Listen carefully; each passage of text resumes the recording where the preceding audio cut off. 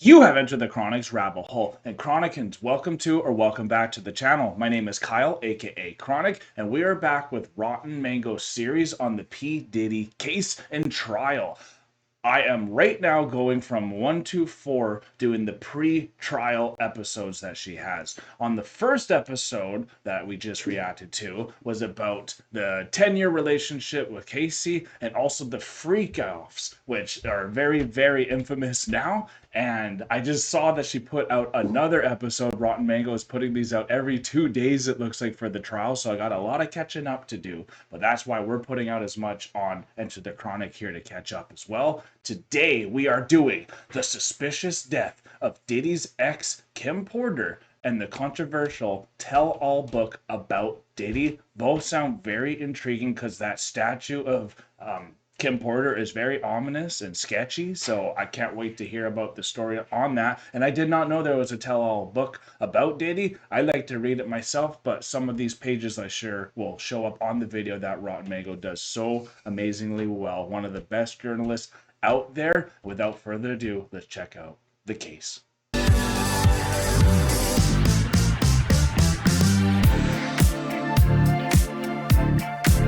All right, everyone, I'm excited to start this.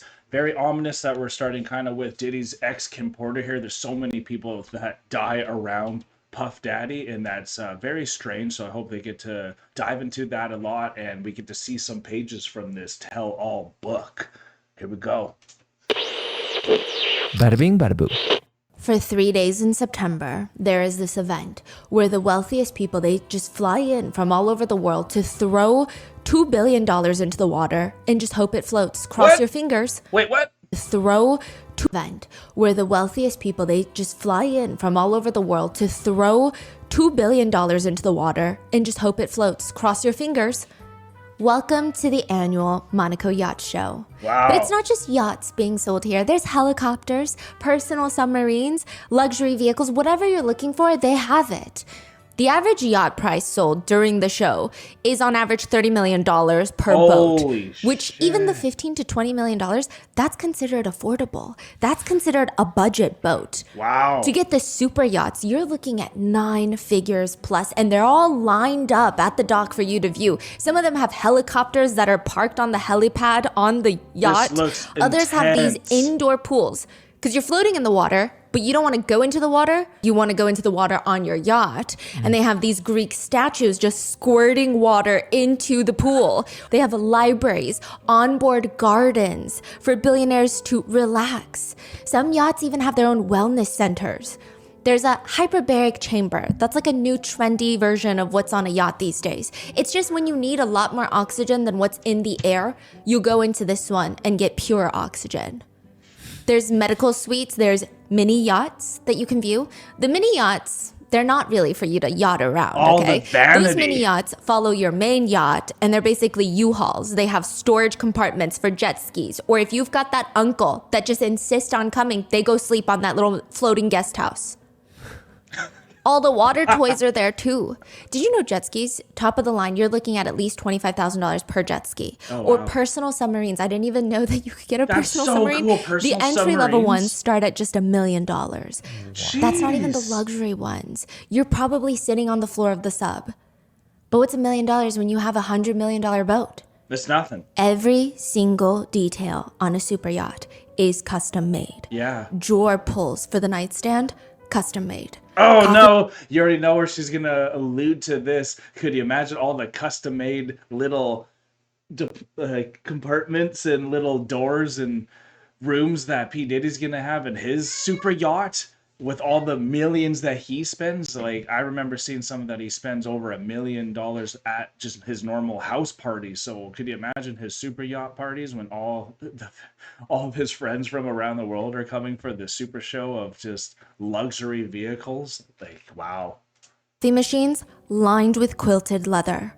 Vendors are pouring champagne at the Monaco Boat Show, trying to convince you, yes, I mean, what else are you going to do with $75 million instead of getting this vessel? Where do you summer? You need a yacht. But even in a sea full of yachts, There are a few yachts that stand out as world-class boats. Right. The Robb Report 2022 has awarded this one a particular award of Best of the Best in the Motor Yacht over 80 meters category. Wow. It's a yacht called the Victorious, a luxury super sounds yacht built in victorious. 2021. It's designed by Michael Leach Design. If you guys know anything about boats, he is like one of the most But Victoria sure sounds like a P. Diddy thing. highly regarded firms in the UK. They're a leading player in luxury yacht design. If you care about every little stitch on your custom-made furniture on the yacht, you call Michael Leach Design. They're meticulous. They might not even take your project. They only work on 2 to 3 yachts simultaneously. That's it. The Victorious collaborated with Michael Leach Design and H2 Yacht Designs to make one of the best yachts in the world. It is a $117 million floating vessel that is nearly 300 feet long and sleeps 12 guests across 6 staterooms. But at most, if you're throwing a party, you can have 24 guests and 30 crew on board at once. Jeez. But if you're like, wait, I don't really have $117 million, you can charter it for $950,000 a week. Wow. $1 million a week? $1 million a week during the my winter seasons. The summer seasons are actually cheaper at $800,000 a week. Summer is cheaper. Because winter people want to go to the tropical climates on a yacht. That's Summer, true. you can go to Nantucket, the Hamptons. Anywhere. Wow. That is very fascinating.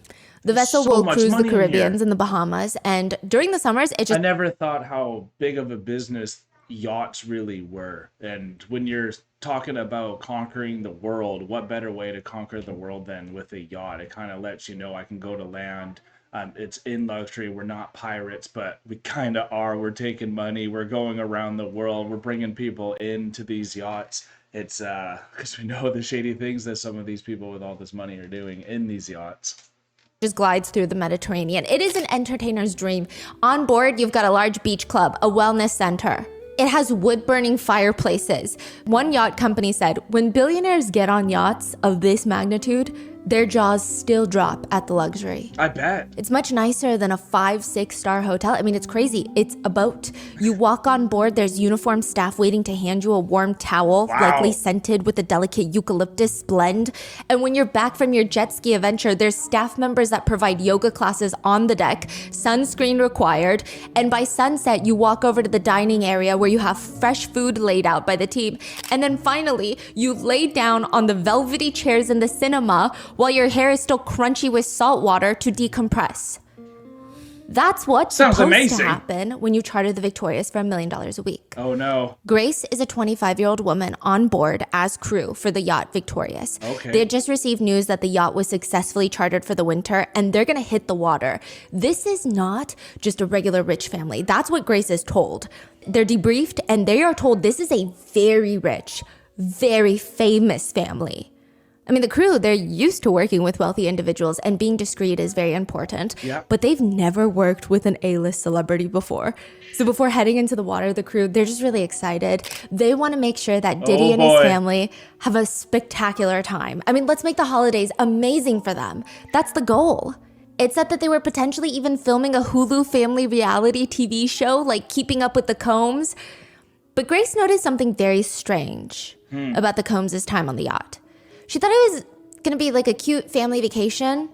So why is it that all the girls are coming on board and there's a constant rotation of strangers and other A-list celebrities that are coming on and off board? And strangely, it appears that anytime a girl steps foot on this yacht, they get intoxicated after one tiny shot of alcohol. It just doesn't seem normal. People on the yacht would take one shot and just be sprawled out on the deck, unconscious.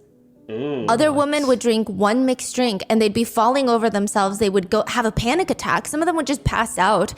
Grace didn't know exactly what's going on, but she has a sneaking suspicion that the drinks were laced with something. You think? Drugs. And then it happens. December 28th, 2022, she alleges in her lawsuit that she was essayed by Sean Diddy Combs' son, Christian King Combs. No way! This is what happens at Diddy's yacht parties. And the abuse continues on to the next one. Oh man. I truly did not know that Diddy's son is part of this scandal. That's pretty insane that it's moved all the way down to the kid now too, and that's really sad because that's honestly why I truly think P. Diddy must have gone through some stuff as a child with his family as well, and I'm hoping that's going to get alluded to. But that's pretty interesting that one of the whistleblowers from the yacht who worked with them when the Combs family came on, Sean Combs, that she got essayed by his kid. I love the way that she can wrap up every story that she brings up that you don't even think it has anything to do with P. Diddy, but then she lays it down so perfectly and they're like, oh no, like imagine if P. Diddy had this set up, and of course he does, and what is he gonna do? He's gonna bring in all the top celebrities and all these women are gonna pass out within seconds after taking a sip. That's why bring your own drinks if you're gonna drink somewhere, y'all. I'd like to thank today's sponsors who have made it possible for Rotten Mango to support Arizona Anti-Trafficking Network. They work constantly to bring solutions to the illegal sex and human trafficking network in the States. This episode's partnerships have also made it possible to support Rotten Mango's growing team, and we would also like to thank you guys for your continued support. You guys are growing. As always, full show notes are available at rottenmangopodcast.com. Now, a big disclaimer to keep in mind with this case, it's currently ongoing and developing as we speak. There have been no court verdicts yet. So unfortunately, I must legally state that these are all current allegations and accusations. People are innocent until proven guilty, legally speaking. Some statements have been shortened for time, and all the theories and speculations mentioned are netizen opinions that can be found publicly available online. All reports. Could you imagine if you had to be proven innocent before guilty? Like if you actually went to jail first and then everything had to go through everything else. It's a good thing that our system now is you're innocent until proven guilty. That's a much healthier way, but it can definitely slow down the process, especially when you know you got someone for sure.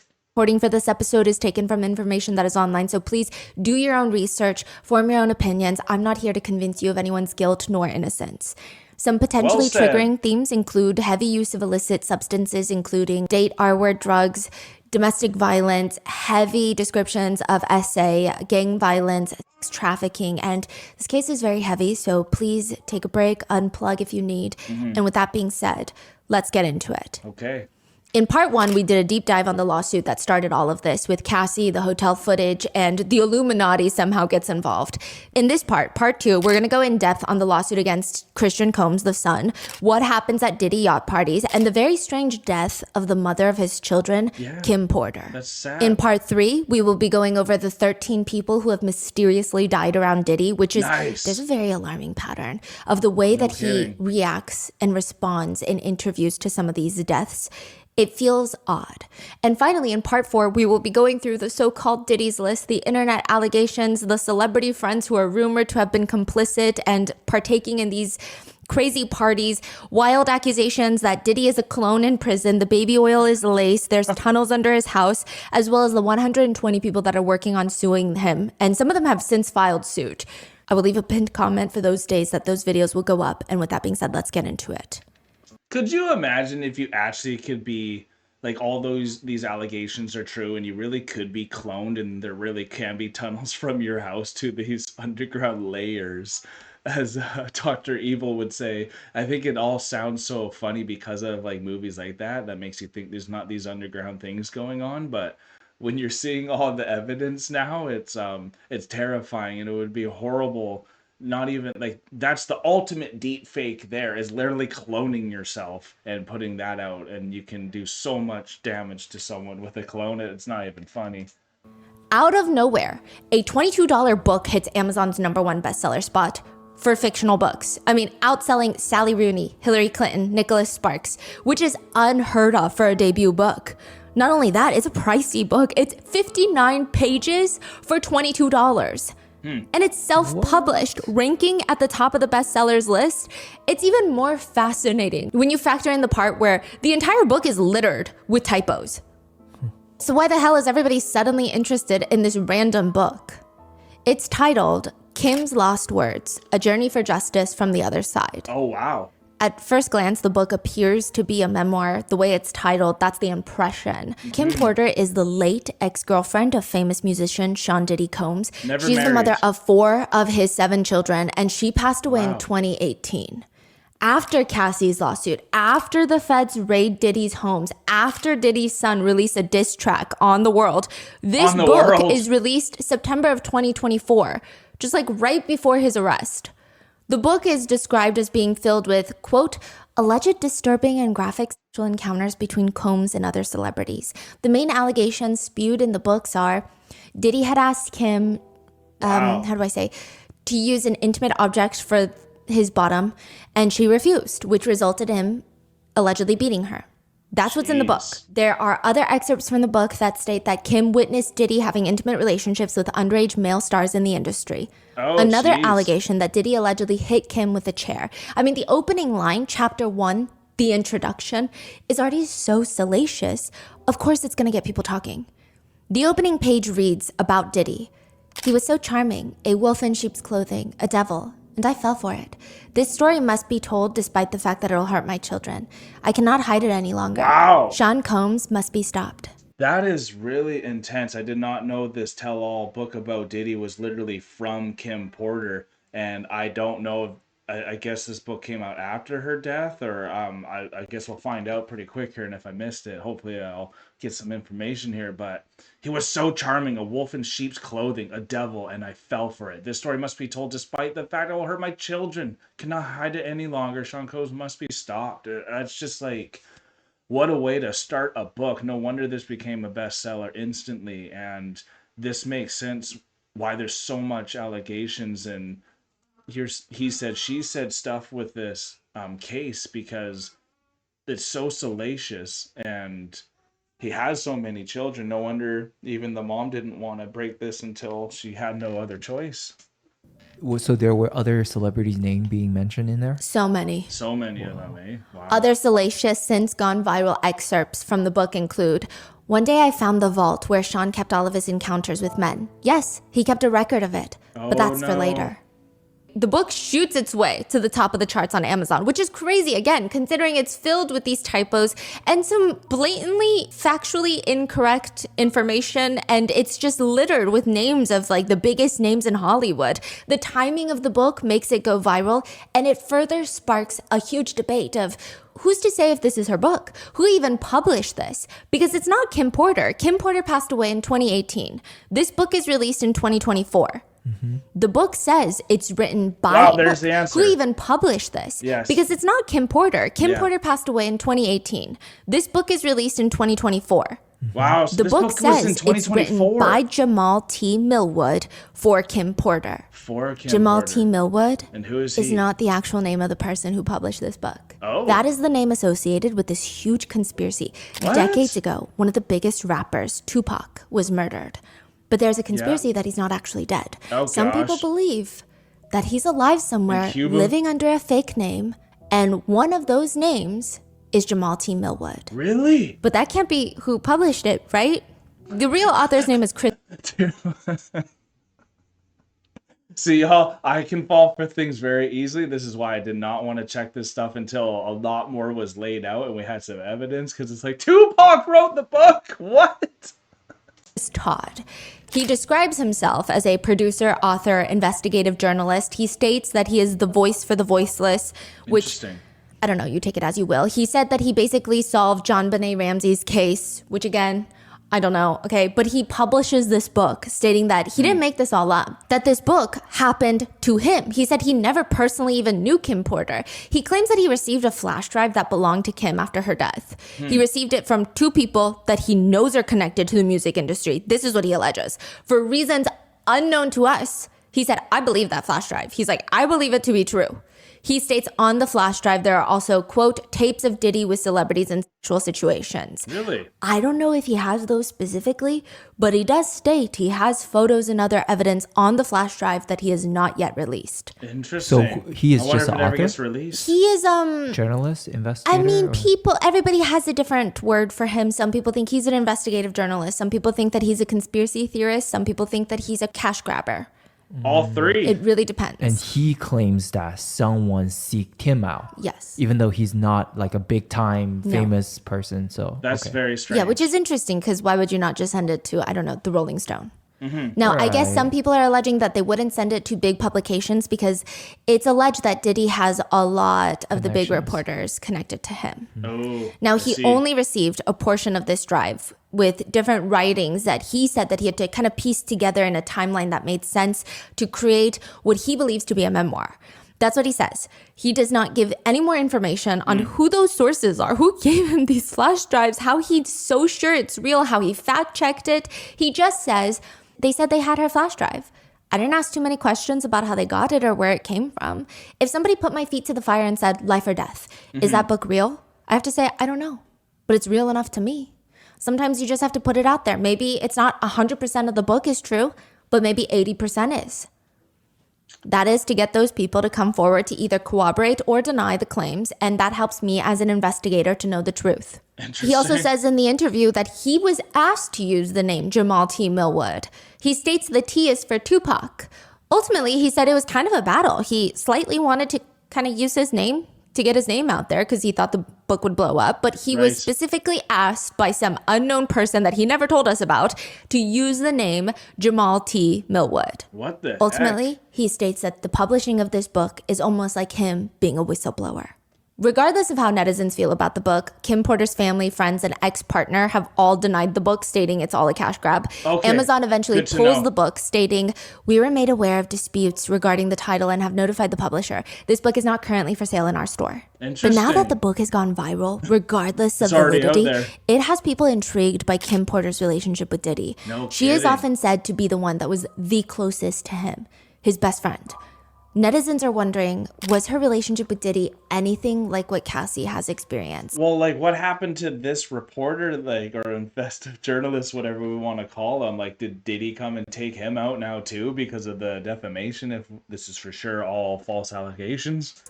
And how did she pass away? Danielle walks into the Vibes studio. It was like a scene out of a movie. Staffers for this famous magazine are running around screaming at this point. I mean, all you need really are papers to go flying in the air like one of those Wall Street movie scenes, which sounds dramatic, but this whole thing is very dramatic. Back then, at these major publication houses, you would have to store all of your data on servers. These servers are not, there's no cloud. These servers are not little hard drives like they are today, USB, They're massive. They're the sizes of nightstands, sometimes a dining table, and they're very heavy. 2 of Vibe Studios' servers had been stolen. Who the hell would want to steal the magazine's servers? It's heavy, it's bulky. Considering the level of security that they have in the middle of Manhattan, it's likely an inside job. I mean, it has to be. And the only person that they can all think of as they're sitting there figuring out what the hell to do is Sean Diddy Combs. Really? Of course. What is Vibe Studio? It's a magazine. Yeah. We know, Now, I Vibe know had Vibe. wanted Diddy on the cover of their end of the year magazine. Danielle was supposed to be the main person on the project, and the idea was this. The good, the bad, the puffy, because he was known as Puffy back then. The idea was to hopefully somehow convince him to get into these angel wings for one photo, and then the other photo would have him looking slightly mischievous. It'd be a split cover. Possible cover line would be, bad boy, what you gonna do? A play on the words because his company name is called Bad Boy Entertainment. Yep. They'd already done the photo shoot a few months before the issue was supposed to run, and Diddy was not enthusiastic about the angel wings, but they somehow convinced him. It took a lot of energy, but he put them on, and they took the photos, and everything is going as planned. They didn't get the perfect mischievous shot, but there's a good cover in there. But the reporter, Danielle, she gets a call from Diddy asking him to see the Vibe covers before they hit the stands. And according to Danielle, the conversation goes something like this. Diddy asks to see the cover photos. Danielle responds, I'm sorry, but that's against our policy. We never show anyone our covers. You will be dead in the trunk of a car. What? Excuse me? Take it back. Danielle claims he starts laughing over the phone maniacally.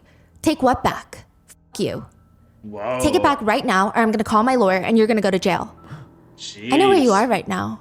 Whoa. You're right on Lexington, aren't you? She wasn't in the office at the time. She was in the car. Whoa. What? Like he knows which street that she's driving on right now? Yes. Wow. How would he know where she is? What the Danielle hell? hangs up. She's scared, but they don't make exceptions. They're not going to show him the covers. Right. But when she turns around and goes back into her office, everybody's telling her Diddy's about to stop by. We just got called that Diddy's coming in, and it's clear he wants to okay this cover before it goes to the press. Wow. Just a few years ago, he was found guilty of threatening a New York Post photographer with a gun. Apparently, the photographer came out to take a picture of Diddy in his company car. A confrontation took place. Diddy whipped out a gun and threatened the photographer. He was found guilty. So obviously, everybody at Vibe is freaking out. No kidding. Now, thankfully, Vibe Studios had an external copy of the covers. But Danielle still has this reason to feel scared. The cover goes live. Everything goes live as planned. But the servers were still stolen. Nobody knows who. Really? Danielle just has this weird feeling inside of her that Diddy is part of all of this. So he did a photo shoot for this magazine. He wants to see the photo shoot and they say, no, we cannot do that.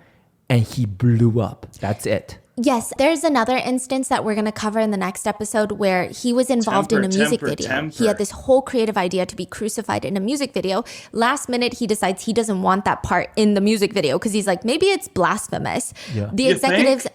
included it in, released the music video to the world, and Diddy beat an executive with a champagne bottle and was arrested. No way. He has no control of his own emotions. Like I think it's because he's in such a demonic space in his head now where he starts literally being blasphemous, and then his conscience kind of comes to him in the moment of, this is about to go public. Are you sure you want to go through with this?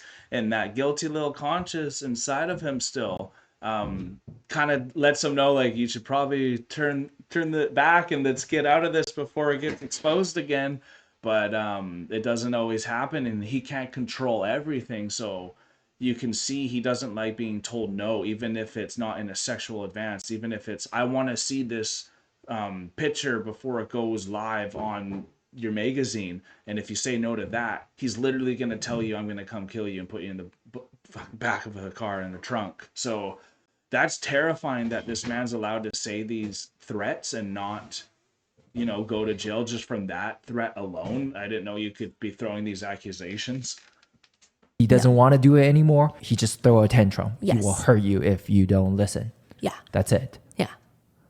Okay. Beyond him threatening a photographer with a gun, Danielle has had a personal experience with Diddy involving him and his girlfriend, Kim Porter. Ooh, According to Danielle, okay. she had met with Kim Porter and two friends at this little restaurant in New York City.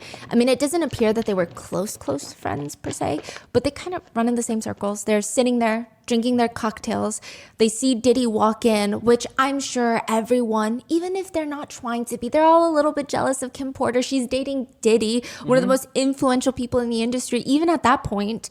So the four of the girls, they're sitting at the table. Diddy walks in. Diddy knows all four of them, but he doesn't even acknowledge Kim's friends. He just motions for Kim to pass her bag, allegedly, according to Danielle. He takes her bag, a little baguette purse, turns it upside down, emptying the whole purse. Things start clinking onto the table in the middle of this New York City restaurant. He's making a scene. He starts snatching up every single credit card that fell out while scathingly telling Kim, allegedly, you have no business being here. You need to be at home with those kids. Get home as fast as you can. Wow. Danielle said Kim Porter just grabbed all her stuff and her friends see her just get shuffled into a car that's waiting outside for her. Jeez. Which is ironic because 8 years later in 2006, Diddy would be back on the cover of Vibe and he would tell Danielle, the same journalist, a woman deserves to be nurtured and taken care of. Kim taught me that. She taught me how to love. Have you ever seen Diddy's naked back? The feds probably have, but that's besides the point. His back has this giant tattoo that covers most of the surface I did area. not It's know a that. realistic image of a woman holding a child. Yeah. So for those who are familiar, the woman like is the Virgin Azélie Mary. Dentor Okay. from Haitian voodoo. She Haitian embodies voodoo. fierce maternal love and protection. She's known for feminine power. She's passionately protecting women, children, and marginalized communities. There's a saying that's often Interesting. associated with her. It goes, if Azélie loves you, heaven help those who seek to hurt and destroy you. Right.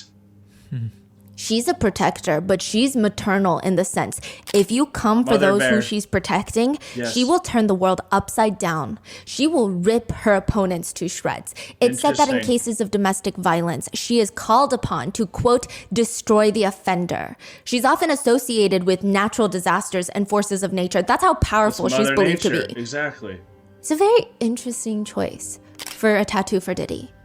But many believe Well, no, it's not. Like, this is why I was bringing up Sodom and Gomorrah. They all worship the goddess of destruction. That's who Shiva is, and she's a protector, but she's also a destroyer, and she takes things out very hard for the things that she loves, and that's why she's associated with Mother Nature itself and all that too. So I do find that very interesting that it's the voodoo version of that though too, which is a whole different rabbit hole as well. And if y'all don't believe in like voodoo and all these things too, like that's up to you to make your own decisions. But like I say, these people do. They are acting it out and they are doing the rituals and things to honor these gods from the past and all that. This is why all these celebrities wish the golden era comes back when the angels and the humans mix together. So it's pretty interesting when you're seeing it, and it's so in our face, and these tattoos have true meanings. It's a very gorgeous tattoo though, don't get me wrong. That's incredible artwork there. this is actually the start of his downfall. Some believe that him getting that tattoo I bet. was the downfall because she will seek vengeance, She will seek vengeance. and she's seeing what he's doing. Yeah. When did he get that? Like, In like 2017, he revealed it to the world. It's unclear if he got it in 2017 though. Right. wow. Yes. And him and Cassie broke up 2018. Yeah. Diddy first meets Kim Porter at Uptown Records, which was one of the most prominent record labels in the hip hop and R&B scene. It's now part of Universal Music, but back then, Uptown Records is the place to be, and Diddy gets hired. He's working with the likes of Mary J. Blige, Jodeci, and honestly, from what I can tell by my little online research, it seems like everybody fucking hated Diddy at Uptown Records. Allegedly, the other executives would flick him off as he walked down the hallway to his desk, and they would call him Satan behind his back. I bet. Wait, what was his role? His role So there? many He was people an call him executive. Satan. It's Oh, okay. incredible. So he was he an artist then, or? Okay, that's the thing that everybody gets confused with. Diddy was never an artist. Diddy was an executive. He started as an executive, started his own record label, and he only released his debut album after Notorious B.I.G. passed away. Was Exactly. murdered, which we're going to cover in part 3. Good. He's actually a suit, is what a lot of people Yep. called him. Yep. So He's an so executive. he's He's an always been executive. behind the scenes from the first day. Yes, he Yeah. has. So he starts as an executive and everybody hates him. Well, there's some people that like him, like Kim Porter. Kim Porter worked as a receptionist at Uptown Records in New York City, where Diddy meets her for the first time and says it's love at first sight. Diddy remembers thinking, I wasn't trying to holler at her or anything, but I was admiring her. Her lips, her eyes, her mouth, her shape, her energy. I was just thinking, I wish I had a girl like that. She kind of made me feel nervous. You know, she wasn't like a New York girl. She was a bohemian mixed with Georgia peach hospitality. I got the idea Yeah, that she Panther liked doing shirt. stuff like walking barefoot in the grass. I didn't think that I could get her to like me. You know, she was smooth, you know, like ice. She's cool, collected. She thinks before she speaks. You meet a lot of young ladies and they just don't do that. Kim was never pressed. She was always in control. He would later say, she was my muse. You know how they say it in the movies? I mean, it's corny, but beautiful. She completes me. Which can be verified with some accounts from people at Uptown Records. They said, Puff is a super achiever. Kim is all about peace, love, and life, you know? Puff finds calm in her presence. Puff Wow. was in love with her from the first time he saw her. You could tell from the way that he looked at her. Interesting. Which is unfortunate because Kim It is Porter is dating an unfortunate. artist signed with Uptown Records, I'll be sure. In fact, they Ooh. have a son together named Quincy. I mean, it took a Oh. few years of Diddy pursuing Kim Porter for them to finally give it a shot. And they said once they start dating, they're just inseparable. They said we went out together, we ate together, we played together. He would want me at the office. I would want him at my shoots because Look at she's all the also a model. celebrities there. Our bond was so tight. I think that's Diddy Beyonce, said Mary life J. is Blige. not good without Kim Porter around. Now, side note, of course, everybody accuses Kim Porter at the time of being a gold digger, but everyone who knew her says, even if you ask about her favorite memories with Diddy, not a single one is materialistic. She says, I'm not impressed by things, not a bag or shoes or a car. I've got a lot of stuff. You know, impress me with your person. Show me that you can be a really good man. That's how you impress me. Interesting. By the time they start dating, they've got this beautiful blended family. Kim Porter has Quincy from her previous relationship. Imagine if P. Diddy didn't have Kim in his life for the 10 years it was, or no, wait, that's Cassie. So I don't know exactly how long he was with Kim, but imagine if he never had a little bit of an angel in his life to suppress some of his ego and pride, and maybe it was the conscience that was playing with him while he was making these decisions for like public media and all that too. So it's really sad that someone so good for him, who maybe could have calmed him down if they married and got to control some of his urges, but we all know that doesn't happen. This beautiful blended family. Kim Porter has Quincy from her previous relationship with Al B. Shore. Diddy has a 1-year-old son, Justin Combs, that he had with his previous partner, Misa Hilton, who was also allegedly Kim's friend. And they actually become one of the most iconic celebrity couples during that time. According to one source, some tried calling them Black Barbie and Ken. Black They Barbie have their and little Ken. fairy tale moment where Kim gets pregnant. She's about to give birth with Christian Combs, her second son, both of their second sons. And it's supposed to be this happily ever after. Right. Until one day, allegedly, Kim is happily pregnant, happily in this beautiful relationship. Yeah. She reads on the tabloids that the father of her child, the one that she's pregnant with, is dating Jennifer Lopez, What? J-Lo. And she's What? like, I didn't know that we're broken up, basically, is what a lot of What? sources allege. That she didn't know until she read the tabloids. According to an older Essence magazine publication, when Kim was pregnant with the couple's first child, Christian, Diddy, quote, stepped out on the relationship and, in an astonishing display of celebrity infidelity, took up with Jennifer Lopez. Suddenly, there was Kim Porter's man, the father of her newborn son, parading his movie star girlfriend in front of the paparazzi's flashing cameras. To all the world, it looked like he was thinking, Kim? What Kim? Are you serious? Kim said the worst part of it all was that everyone, anytime she was around people, they would just keep asking her, oh, Kim, are you all right? Oh She my said, God. quote, I just hated that. They were talking to me like I was just really crushed. I have kids. I'm a grown woman. According to some sources, Kim refused to acknowledge the fact that Diddy was dating J-Lo. She left. She broke up with him. She's no longer dating him, but she didn't confront him. She never mentioned J-Lo. She just broke it off. And sources say that drove him absolutely batshit crazy. Holy crap.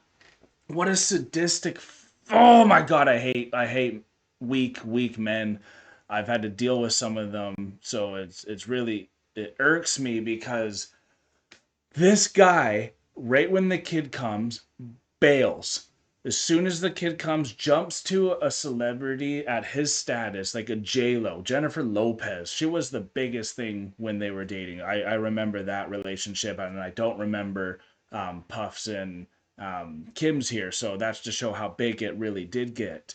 Then, not only does Kim not bite for the bait, but she doesn't even get mad at all, doesn't talk shit about him behind his back, and that gets P. Diddy furious and rage induced because everything's a game. Everything is all about shame putting on to other people. It's like a hazing rituals that he's doing with everything he's being meticulous with. So he is looking for her to break emotionally and psychologically from that type of a move.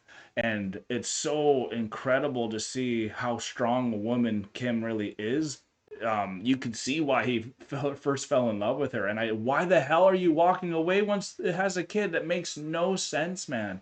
That's infidelity at its finest, and why adultery is horrible for just everything. Look how much death and lies come from it, y'all. She didn't let it show, right? No.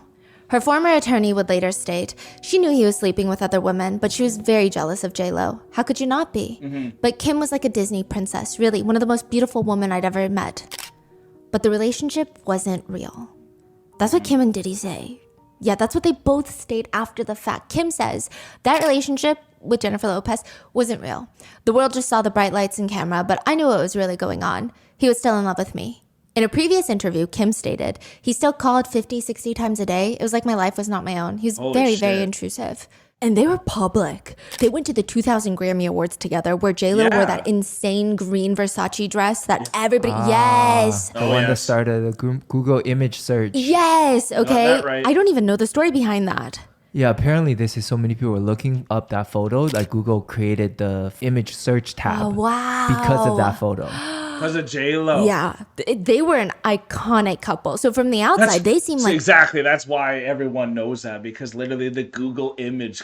Think how influential Sean Diddy Combs is. Literally, the reason why Google Images is in existence is because J-Lo, what she was wearing, the Versace clothes that she went out with P. Diddy with, is why Google literally Images was created, so people could find that image itself, and it was that bombastic. And we know people like Diddy and Kanye love to have the people that they're with when they go to shows and all that just look like eye-catching and showstopper moments, right? So everything's about like showing trophies that you have. That's all J-Lo was to Diddy there. That's all these people are looking for. They're just looking for more awards, and it's just vanity at its finest, right? Like they're both in love. But again, according to Kim and Diddy, they were not. Diddy corroborates all of this by stating the whole time he was with J-Lo, he could not stop thinking about Kim Porter. And he also kind of blames the cheating on Kim by stating, you know, I'm used to applause when I walk into the room. And Kim was just too cool. I would tell her, I guess I'll just go be with someone who will take care of me the way I want to be taken care of, who will be a little more aggressive. That did not do the trick. No. And quote, Kim wasn't really conforming to how I wanted her to conform. So Kim dating J-Lo was conforming. his statement to Kim. He later states, Jennifer was my perfect match in terms of energy. I thought, I'll test the waters and hopefully Kim will see I'm serious and come running after me. Except she didn't. According to Diddy, all he could think about during this entire time was Kim. He said, with Jennifer, I was attracted to someone who had the same energy as me, but that isn't necessarily the best. Because I'm so aggressive, the best energy for me is someone who slows me down, makes me feel like I can breathe. It's hard for me to breathe, but when I'm around Kim, I feel like I can do that. That's fair Apparently, enough. the Grammys event, where I was telling you that J-Lo wore that insane Versace dress, okay. Kim was watching the Grammys with her friend, and she casually just said, I guarantee Diddy will call me before the credits roll. Wow. Sure enough, he calls her at the Grammys that he's with Jennifer Lopez. This guy's calling Kim at the Grammys with J-Lo, and while we all think the image is this is why y'all just like, it's so rough, and it's so hard to take anything for truth now, because everything you're seeing, even me itself, like that, I'm a version of myself. I have to literally not say some things so you don't get, say, copyright or blocked on a thing. So you can't see the exact Kyle exactly. Sometimes I can be expressive and anger-ish myself, but you don't see those versions of me while I'm in front of a camera. So what's just crazy is how aware Kim was of Diddy and how good she really is for him, and just because he wanted her to still conform while getting celebrated. I understand. That's why you're actually supposed to talk to your partner and understand how you want to be received when coming into a room and all that, because that is a big deal. But you're not supposed to go like full temper tantrum mode if it's not done correctly, and go kill the person if not. And I'm sure, but this is probably the worst 14 hours of Jennifer Lopez's life, when she gets arrested with Diddy in connection to a shooting. Right. As they're dating, both of them get arrested in New York City for a shooting that happens at a club. Diddy had been at this club with J-Lo, Shine, which is like a musical artist that he had just signed, I believe, and his bodyguard, Anthony Wolf Jones. The four of them are at a club when an argument breaks out, and somehow that escalates to shots being fired. Ultimately, 3 people get shot. There are witnesses from the club that are certain that they saw Diddy holding a gun in his hand. Ooh. Diddy's protege, Shine, was also holding a gun. And according to a witness, that's what the witness remembers, but they fell to the ground because they had been shot in the shoulder. Another bystander, she had nothing to do with the initial fight. She doesn't even know these people. Her name is Natanya Rubin. She was shot in the face by Diddy, she claims. Damn. It said that in the ER, before she passed out, she said, I was shot by Puffy. Thankfully, she survived. And who got in fight with who? There was just like a bar brawl. It was like a fight, and they just started shooting.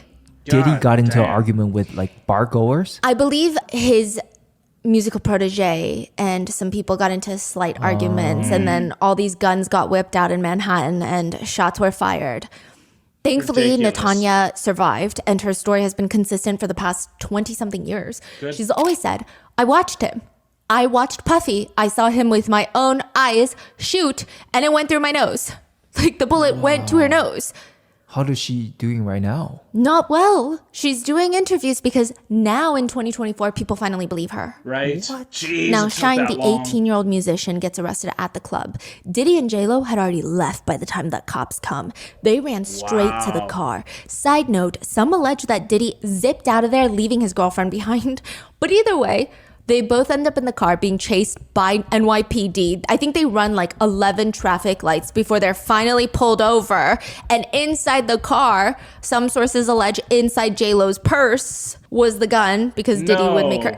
Anyway, long story short, there's a lot of allegations that Diddy was the shooter.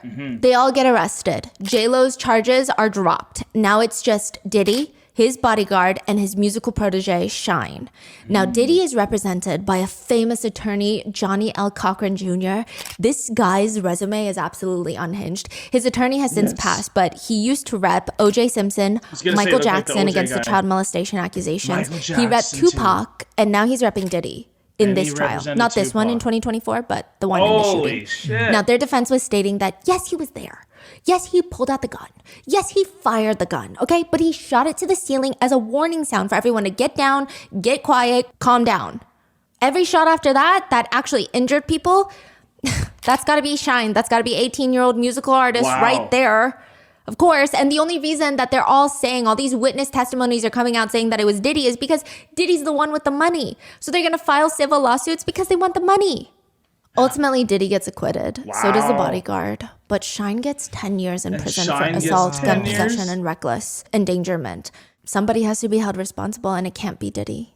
Which, side note, he was always What a pictured scapegoat. walking around in silk suits during his trial. Other times he'd be wearing clothes from his own clothing line, Sean John. There would be people outside the courthouse with signs that read, "Hip hop needs you, keep Puffy here." Free Puffy, After the Mom? verdict is read, Diddy would tell the reporters, "I give all my glory to God. If it wasn't for God, I wouldn't be able to walk out of here. I want to thank my mother for being by my side every day." And a lot of people have stated, that sounds like an award speech. It sure does. All the people, all my fans, my staff, all the people in New York, everybody that prayed for me all over the world, thank you. I just feel so grateful today. I another feel award, blessed. another Shine would trophy. eventually He be didn't go to deported back jail. to Belize in 2009. He would say in a podcast, Diddy's lawyers were here to secure a not guilty verdict by any means. He is a $100 million corporation, and they looked at me like I was the enemy. After the shooting, Diddy and J-Lo stay together a bit longer, but it's really only a matter of time. It's alleged by insiders that once Diddy left J-Lo in the club like that after the shooting, she was over him. You She was think? like, I am so done. But while they're dating, another incident takes place in 2000. There's this massive wedding in Italy for L.A. Reid, the former CEO of Epic Records. Now, given L.A. Reid's status in the industry, everybody's going to be there, including Shakir Stewart. He's a music executive. Most notably, he worked at Def Jam Records. He's actually a very big player in the world. He was responsible for signing artists like Beyonce, Ciara, and Rick Ross. Oh, wow. He's at this wedding in Italy, and if his mother's allegations are correct, he may have potentially been dating Kim Porter. Since Okay. Diddy is in a very public relationship with J-Lo, why No wouldn't kidding. Kim Porter move on too? Yeah. I mean, it said that Diddy, who is also a guest at the wedding, finds Shakir's hotel room, No. bursts in through the door. Finds who's? Shakir Stewart's hotel room, Kim's Right. alleged boyfriend at the Yep. time. And in a fit of rage that Kim Porter had moved on, you know, just like he allegedly had with J-Lo, he grabs a chair and slams it over Shakir Stewart's head. Wow. Shakir's mom said about the whole incident, Diddy left him bleeding on the hotel floor in Italy. He had to have stitches, and then Diddy threatened him. "I'm gonna kill you." That's when I said, "You need to get out of this business. This man is crazy." Jeez. Diddy has always denied that this has ever happened, but a few people that have attended the wedding corroborated the story to Rolling Stone. Good to hear. Diddy's former bodyguard, Gene Deal, says, Kim couldn't have nobody. Kim couldn't have nobody. Diddy, Puff could do whatever he wanted to do. Brother Love could be whoever he wanted to be. If Kim ever tried to get with somebody, Puff would interfere with them or her for trying to be with them. I hate that sadistic control. If a girl moves on from you and you can't let her move on, and then every single relationship she tries to go on to, you try to sabotage it. I despise people like that. It's just, man. It's interesting because this is like high school drama mixed into Hollywood, that then you have money and guns and all this things to put out all this pent up young testosterone energy that just they haven't dealt with themselves as childs yet. Like they're just children. Well, at least Diddy is the way he's acting here. He wouldn't let that happen unless he was bringing them into the picture. Kim couldn't go nowhere. Kim couldn't be in a relationship. She couldn't be at the clubs. If he called Kim's house, she had to be there. Again, these are just allegations, but another allegation is that he had Kim Porter's whole house bugged and wired, and that's how he knew that she was seeing Shakir Stewart, and he would hire PIs to follow her around. But again, the whole thing is just beyond bizarre and infuriating because he can do whatever he wants, treat Kim allegedly like shit, but nothing happens to him. Now, side note, I don't know, again, if this is true. This is just another allegation. But one insider states that Kim had told her about how they broke up and, quote, Diddy put her up in this apartment building on the Upper West Side. It was an old building, and she said her apartment was infested with rats. She said she came home one day, tried to put on her boots, and there was rat feces on them. And she was just like, I gotta get out of this place. Which a former attorney for Kim backs it up by stating he didn't want to pay her rent, get a nice apartment for her, nothing. So truly, he just treats her like shit every time they break up, is the allegation. And probably while they're dating, who knows? Now, the anonymous source continues in the allegations. I mean, I remember just her being the sweetest, kind, warm, and caring person. Diddy was a controlling narcissist, and I could see why he would be attracted to someone like Kim. Someone who's soft-spoken, but she's a lot more strong. Over the summer, than a she family leads friend's onto. daughter who had just graduated high school was talking about this personal finance class that she had taken. Instantly, my jaw was dropped because I was pleasantly surprised at how much she took away from that class. It was a very practical class. Honestly, what a great way to get started with investing early, which if you're like, I wish I had something like that. Real quick on this, I don't know why I need to say this, but I think it's really cool that Stephanie here, she has like something on her face where it looks like it's just like a little band-aid or something like that, but it's always a different color. And I just love that even girls that use like a band-aid or something can use it as like a fashion statement as well. And it looks very cute and complimentary. So I think that's cool. Luckily enough, today's episode is sponsored by Acorns. Acorns makes it easy to start automatically saving and investing for you, your kids, and your retirement. You don't need a lot of money or expertise to invest with Acorns. In fact, you can get started with just your spare change. Acorns recommends an expert-built portfolio that fits you and your money goals, then automatically invests your money for you. And now Acorns is putting their money into your future. Open up an Acorns Later IRA and get up to a 3% match on new contributions. That's extra money for your retirement. I told our family friend's daughter about Acorns. She's now all set up with Acorns. She's in her first semester of college now, which is kind of crazy to think she's so old now. And she's leagues ahead of everyone her age. Invest in your financial future by investing with Acorns. Head to acorns.com/rotten or download the Acorns app to start saving and investing for your future today. Paid client testimonial. Compensation provides incentive to positively promote Acorns. Investing involves risk. Acorns Advisors LLC, an SEC registered investment advisor. View important disclosures at acorns.com/rotten. Well, I got kids now. I got to think about the future more with money. That's in 2000 at L.A. Reid's wedding in Italy. The summer of 2001, something else will allegedly take place, but we, the public, won't know about it until this year. Okay. Then 25-year-old Talia Graves says that she was panicked. She woke up, found herself tied up. Who's Talia Graves? She's just a woman who woke up tied up on a couch in Diddy's studio. And all she remembers is she had just met with Diddy and one of Diddy's bodyguards, Joe Sherman. And the only reason she was even meeting with them is because she was dating one of Diddy's employees, an executive at Bad Boy Entertainment. Diddy called her specifically to come and talk to him about her boyfriend's performance issues. What? She thought it was weird, I'm sure, but maybe he's trying to sit her down and be like, are you distracting your boyfriend from work? Why is he so distracted? She just wants to help her boyfriend. So she goes to meet with Diddy. They urge her to drink a glass of wine. She drinks it, and that's it. She knocks out, and now she's waking up, and her arms are tied behind her back, allegedly, according to the lawsuit. Now, Diddy and Joe Sherman, the bodyguard, this is what she says. Her lawsuit alleges that they essay her from that point forward. She states that she was crying for help the whole time, and nobody came.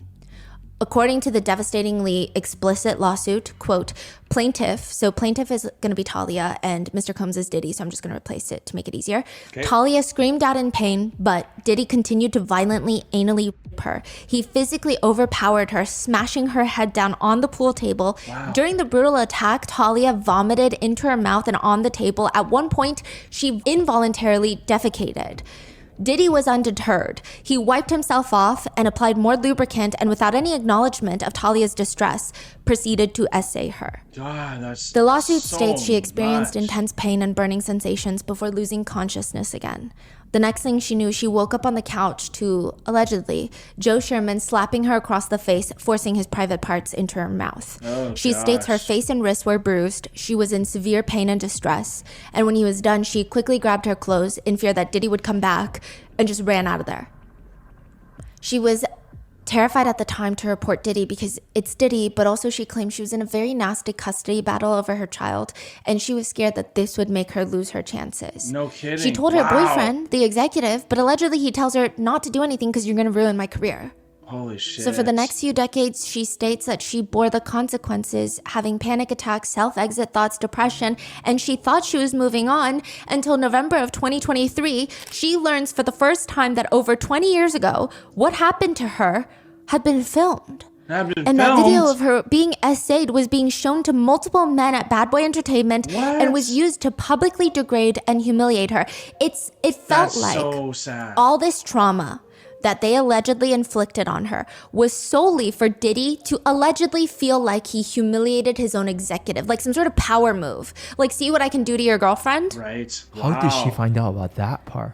The lawsuit claims her ex-boyfriend told her. Just like mentioned it in passing, I guess. Jesus. The other executives at Bad Boy had seen it, and they all basically allegedly slut-shamed Talia, the victim, and told the alleged boyfriend of hers to break up with her because of the video. What? Because she was a victim. But this doesn't come out until 2024. That's sickening. And I've never been R-word, but right now I am going through like hemorrhoids right now in my butt. So there's a lot of invasive moments that happen with trying to get rid of them. And I'm not going to lie, it's really affected me and it's really shooken me up. Gotten even a little depressed about it, and I'm very anxious about it and very nervous about it. And I can't imagine if someone filmed what was happening to me during these procedures and then people were using it and shaming me for it. It's a whole different level of defaming and just embarrassing. And I really feel for that girl that went through that and how long she had to hold on to it because of her partner saying, don't say anything, it's going to ruin my career, even though you are already ruined because of my career. Man, that's very sad. And I have a lot more respect for, even though I always had respect, I have a lot more awareness and empathy for what our victims go through. And I can only imagine the pain. A victim. But this doesn't come out until 2024. The alleged essay takes place in 2001. And now, in 2003, where we are in the story, Kim Porter and Diddy officially get back together. Wow. 2 years after Talia's assault, they get back together. 2 years Alleged after. assault, legally speaking. They're seen at a lot of high-profile events together. They're spotted strolling on the beach together. I mean, it seems like this time around, Diddy is trying really hard. They're constantly seen spending quality time attending these high-profile music awards. That same year, though, another incident occurs that we won't know about until this year. Cipriani's is one of the more famous restaurants in New York City, and Crystal McKinney, a model signed with IMG Models, is invited there to meet with this huge fashion designer, Sean Diddy Combs of the Sean John clothing line. Oh, no. He had just launched his Sean John clothing line, and they're doing like $450 million in retail sales. What? Yeah. This is going to Sean be John's the next huge step in Crystal's career. There's no connection like Diddy in the industry. She had to fly all the way from Miami to New York City, but that's fine. But there's more rules. The designer for Sean John tells her that she needs to go to the hair salon, make sure to touch up her roots so that she remains fully platinum blonde. She needs to get her extensions, and the clothing to meet Diddy in must be a black leather coat with a fur hood, a translucent chiffon beige V-neck shirt, a fur-lined handbag, and jewel-encrusted jeans.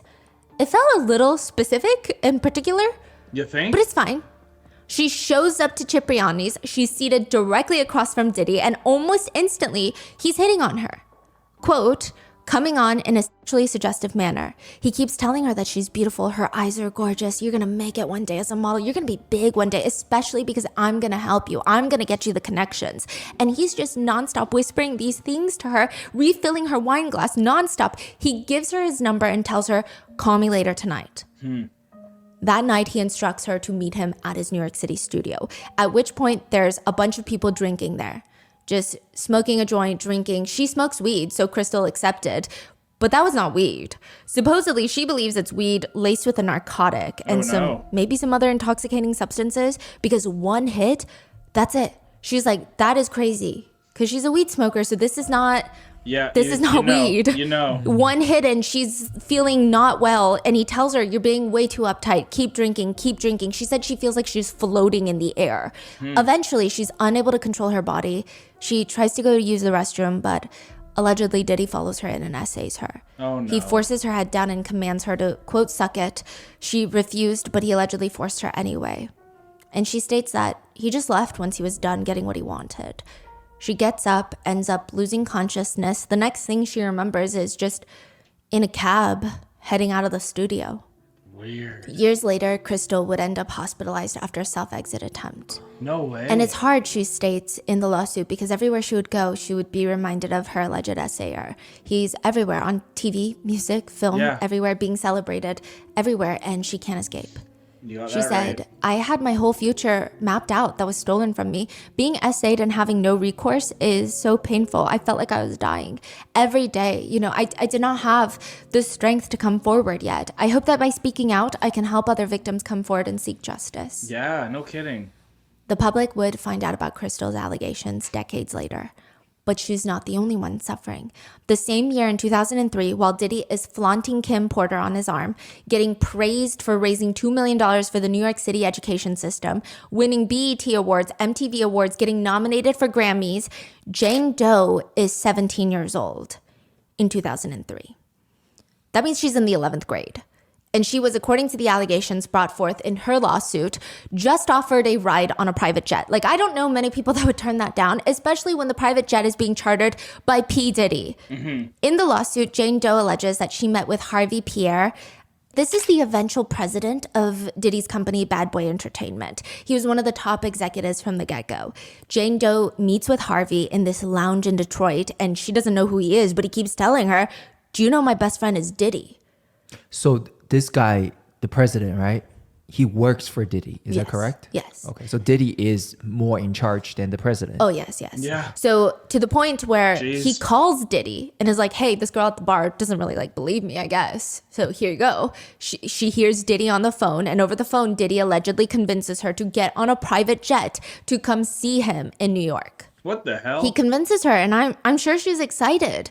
And as they're getting ready to leave, she alleges Harvey Pierre asked her to come into the bathroom with him, where she alleges that he was smoking crack cocaine from a Pepsi can. And once he was done, he took off his pants and ordered her to, quote, suck it, and forcibly shoved her head down. Side note, the law firm representing her is the same law firm that represented Cassie Ventura. So I'm just saying, It is up to a You're lot of just law firms saying. to do their due diligence to make sure that the clients have strong cases. So do that with what you will, right? No kidding. Now, following that, she alleges in the lawsuit that they drove to the airport, boards this private jet, flies into New York City where there's 2 black SUVs waiting for them. They go to Daddy's house recording studio, which is owned by Bad Boy. Daddy's house, where she alleges that he was pushing her to drink and smoke. So it's 4 of them in there. Diddy, Mr. Pierre, Harvey Pierre, and a third unknown person. She doesn't even know the name of this person. And they keep telling her how hot and sexy she is. Eventually, Diddy leads her, allegedly, into the bathroom in the studio and allegedly assaults her over the sink. She states she did not consent, and according to the lawsuit, he told her that he could not orgasm and asked her to squeeze his nipples as hard as she could to get him off. Whoa. Yeah. By this point, she says she's coming in and out of consciousness, and her next memory was waking up to see the third assailant starting to essay her in the restroom. She kept telling him this. See, that's the scary thing about these guys. That's what he just kind of slipped here. At least that's what I took from here, is these guys have pushed their limits of what they actually need to get off now. That's why he just said, like, I can't even get off. I can't orgasm. You need to twist my nipples, please. And that maybe sounds funny, but it's disturbing because eventually the nipple twist won't even get it. What's going to happen next is he's going to have to mix some really nasty pain with his pleasure. And that's eventually where it goes. Pain and love. I mean, like, love and pleasure compared to pain and pleasure are 2 different things, right? Stop, but he did not. Once he left, Harvey Pierre allegedly came in to essay her. Jeez. And she recalls having a hard time breathing because of how he was forcing himself onto her. She was in pain. It wasn't till they were, quote, more or less done with her, she fell to the bathroom floor and crawled into a fetal position. You think? She doesn't even remember anything else, but vaguely, she's just on a plane back to Michigan. When this lawsuit was filed in the end of 2023, Harvey Pierre has denied the accusations against him, stating, "This is a tale of fiction. I've never participated in or witnessed nor heard of anything like this ever. These disgusting allegations are false and a desperate attempt for financial gain. I will vigorously protect my reputation and defend my name. Those who know me recognize these claims are not true." Diddy's attorneys filed a motion to dismiss, calling it, quote, "a decades-old tale, a baseless claim in an effort to extract an undeserved financial recovery. Fiction, a desperate attempt." But this is what Jane Doe alleges happened in 2003, the same year Diddy is back together with Kim Porter. And it's very likely that Kim Porter did not know about these incidents. Sure, because hope so. Jean, the former bodyguard, states, Kim would have incidents with Diddy where he would allegedly convinced Kim to partake in group activities and do things that she did not want to do. Have intimate relations with men that she did not want to. It's the way that he describes it and alleges is similar to Cassie's freak-offs. I don't know. And it appears that Diddy had a high level of control over Kim's life and which she was privy to, so likely she didn't know any of this. One supposed industry professional alleges that they saw Kim and Likely she didn't know about this while she's participating in potential freak-offs again, and she already saw how big of a scandalous man.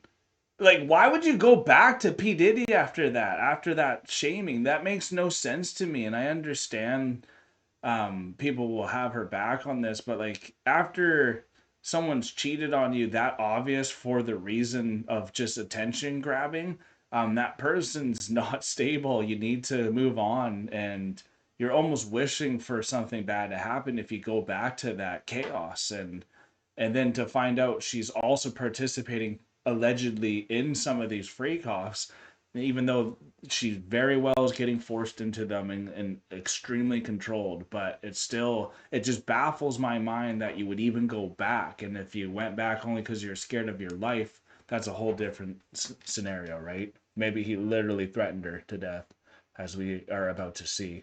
Diddy at the 2003 MTV Awards red carpet. And she claims, and again, this is just an allegation, but I remember specifically how controlling he was over her. He was literally just sitting there staring at her hair. He wasn't happy with it. The way that the curl went one direction, he was like, "I don't care if I miss the whole show. We're not leaving until we get this curl right." About her hair. She claims on the inside, she just thought, wow, this guy's so controlling. The same insider shares a story that allegedly takes place in New York City. Again, just an allegation, but one time I went to their Park Avenue apartment to work. Kim Porter had this jewelry person arrive and she picked out jewels for the evening to wear. They were going to an event, and it took hours to get her ready, and then she kept waiting for Diddy to come home so that they could go to the event together. We were sitting there for hours, but he never came. So she never went out to the event. She just went to sleep instead. Mark Curry, a former artist signed with Bad Boy, said, their relationship was a lot. I remember Kim used to go through a lot of stuff. If you live around them, you get to see the toxic relationship. I think every relationship he had that I experienced around him was like that. Rough. Gene Deal, again, the former bodyguard, states that throughout the years, Kim always had suspicious injuries, broken noses, bruises, ankle injuries. Interestingly enough, Gene Deal also alleges that Diddy was never aggressive with Jennifer Lopez. He states that J-Lo's mom already hated Diddy, and it said that he wasn't willing to handle the backlash if he were to put his hands on her. Gene insinuates that he likely knew if she told anyone, it would be over for him. So the way that Gene describes it is, it seems like he is very fond of Kim Porter, and I think he means this with as much enlightening, insightful information as he can allegedly give. But he's stating that Diddy knows who to mess with. J-Lo is not dependent on him. She was already a star by this point. You got that right. Yeah. Whereas the women that he does physically go He after, literally has allegedly, control. are women that are dependent on him. Yeah, you can see that's that. typical behavior for someone like, you Yeah. know, just all about the power. He would even say in an interview that Kim was in with him while they're dating, he says, do you really think God meant for a man to just have one wife? Or a woman to just have one husband? Do you really think God meant it that way? Yes. Kim snaps back. Do you really want me having sex with another man? You want that to happen? Yeah. No, but God made us different. She explains, that is such a cop-out. I could just Such be a like you, cop-out. but I just choose not to be. Well, sometimes things happen, and this is the most monogamous I've ever been in my life. That's all I'm trying to say. Kim would later tell the reporter, he's giving, gentle, and sensitive, especially with me. He's really a good guy with a big heart. I get to see that, and I'm really thankful I get to see that. Until one day, Diddy comes home, and Kim Porter is gone. So they get... That's so interesting, and this is why, at least in the Bible, they talk about there was a big shift in humanity's growth once polygamy came something, and there was a differentiation of marrying one wife, or if you marry multiple wives, what that potentially can do for your downfall and destruction. And that's why even Diddy's saying, this is the most monogamous I've ever been in any relationship, because he can't slow down, and he's trying to convince himself that God wants it a different way. And that's Satan. That's the deceiver. This is why everyone literally says, like, get out of the party before Diddy comes, because Satan's coming with him. that. Until one day, Diddy comes home and Kim Porter is gone. So they get back together in 2003. Around the end of 2007, she leaves. Unbeknownst to Diddy, while he's out of town at the BET Awards show, Kim calls her closest girlfriends over. They pop open a bottle of wine. Cheers, clink, it's time to pack. Kitchen table, nursery furniture, the cars, everything is leaving with Kim. I hope that he came home to an empty home, but I'm not sure how much she took. After 12 years, Kim Porter finally walks out on Diddy. Good. 12 years on and off. She's done being his romantic partner. I mean, she will always be the mother to his children. They will co-parent, but she is so done. A little over 10 months prior to her moving out, Kim Porter was pregnant with Diddy's twins. They had rekindled their on and off relationship again, like I said, and they had done all these interviews. They were in a very public relationship, and she had done recent interviews after getting pregnant about, I know Diddy like I know my kids, and just talking about how what they had was different.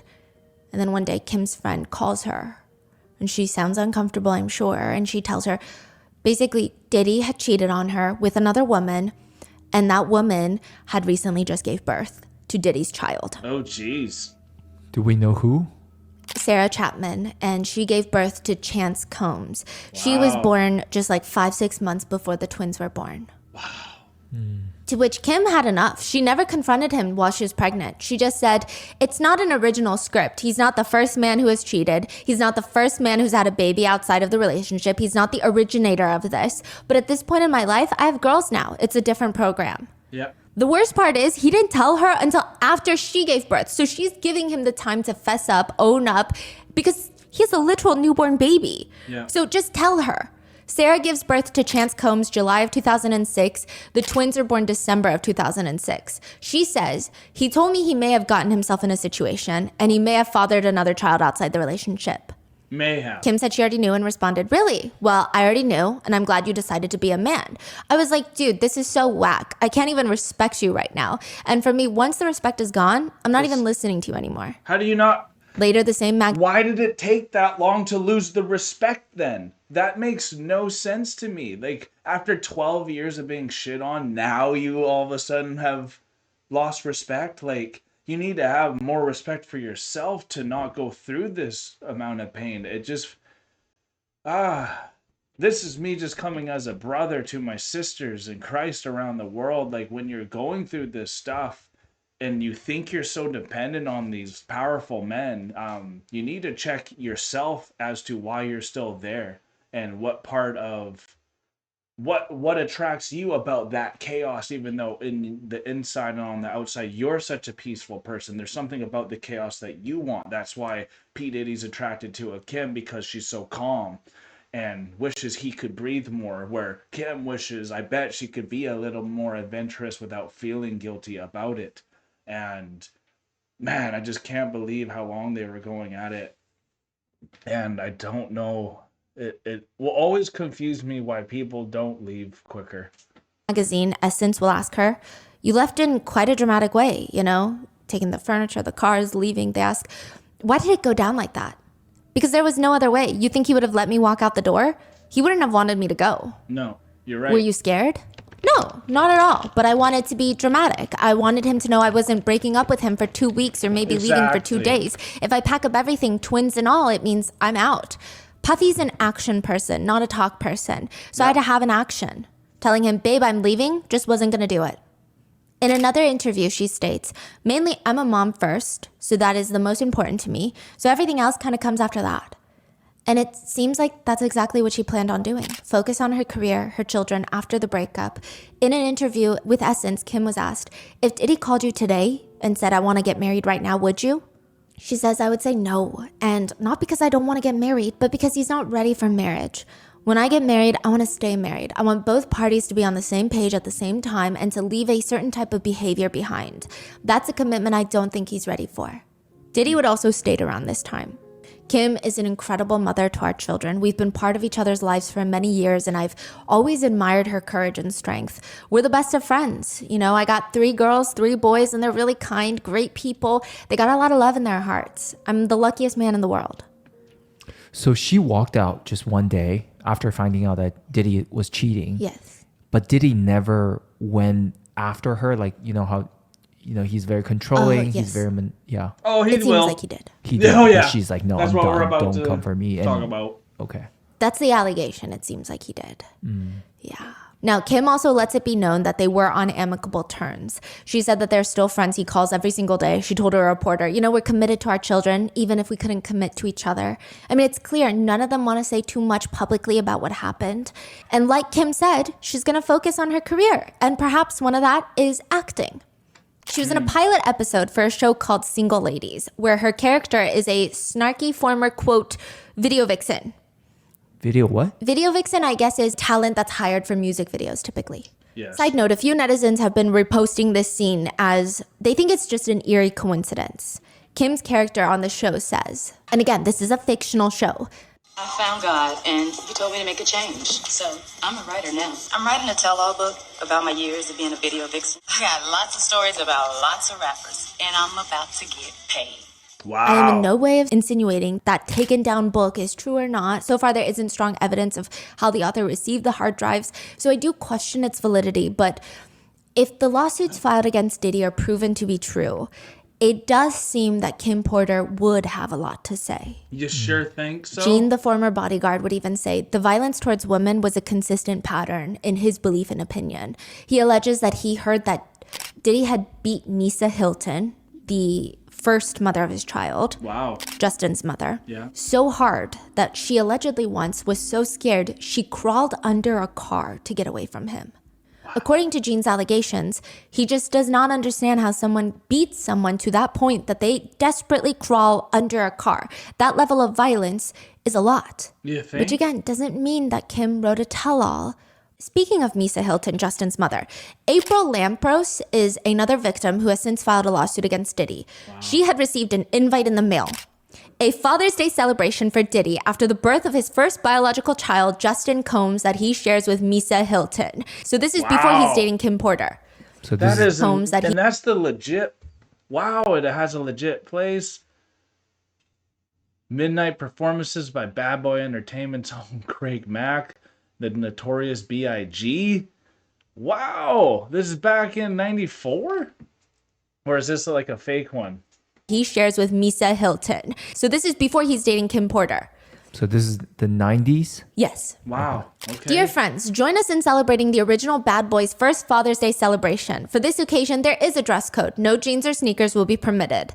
It's a Father's Day party. April is a student from FIT, the Fashion Institute of Technology, and this is all awkward because she is allegedly seeing Diddy romantically, and Diddy just had a child with Misa Hilton, and the whole thing is weird. You think? Okay. April Lampro states in her lawsuit that he was just love bombing her constantly, bringing her gifts, bringing her to the studio to impress her. Even a month after the Father's Day event, she was invited to see performances by Usher and Notorious B.I.G. thanks to Diddy. And at first it all seems sweet. He just seems like he always wants to be around, flying her from New York to Atlanta to Miami, just wherever he was, he wanted her to be around.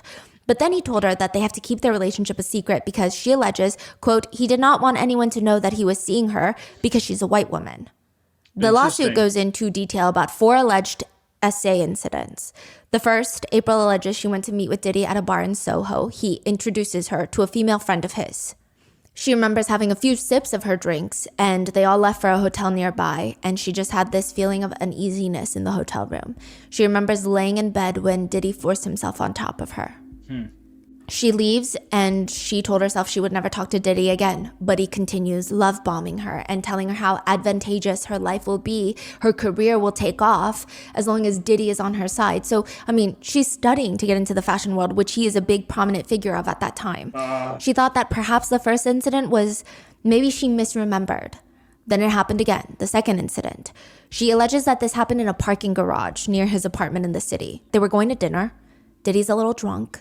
And as they're headed towards his car, he just grabs her out of nowhere, forces her to kneel on the concrete in the parking lot, unzips his pants, and forces her to perform orally. She said that she could see the parking attendant witness this horrific assault, but Diddy allegedly did not care. And once he's done, she's crying and he just tells her, get up. She states once again she tried to distance herself and then it didn't work. Then the third time, she alleges at this point, Diddy and Kim Porter had started dating. She alleges in the lawsuit, again, this is an allegation, that she was called to his apartment where Kim Porter and 2 other people were there.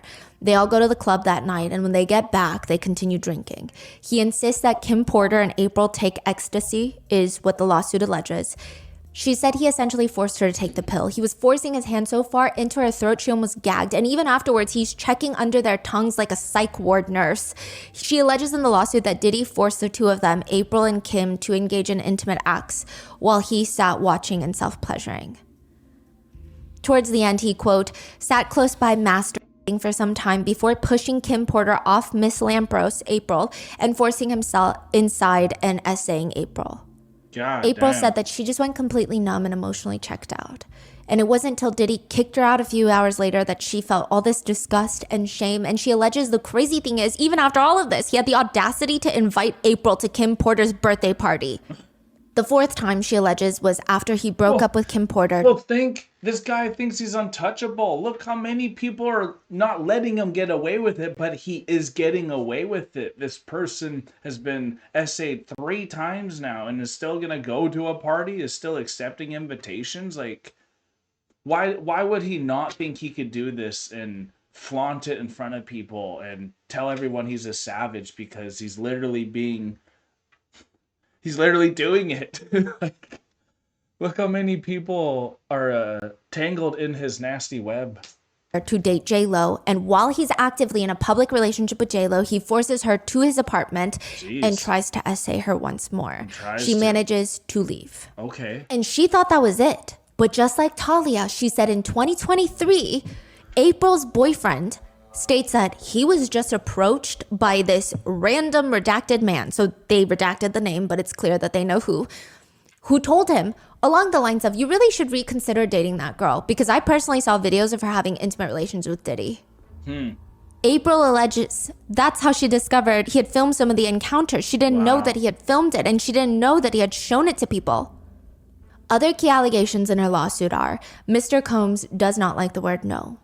Now, one significant detail, or I guess insignificant detail, would be a better description.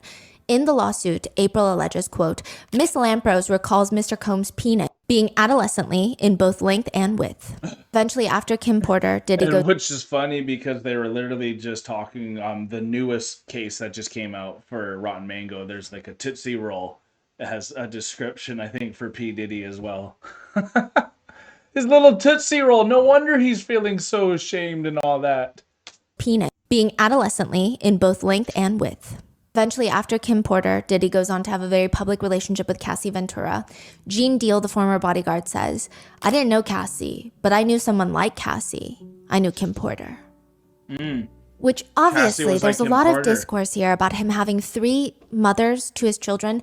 Diddy does argue, interestingly, on the Wendy Williams show. Keep this in mind, because Wendy Williams comes back again in episode 4 of this Diddy series.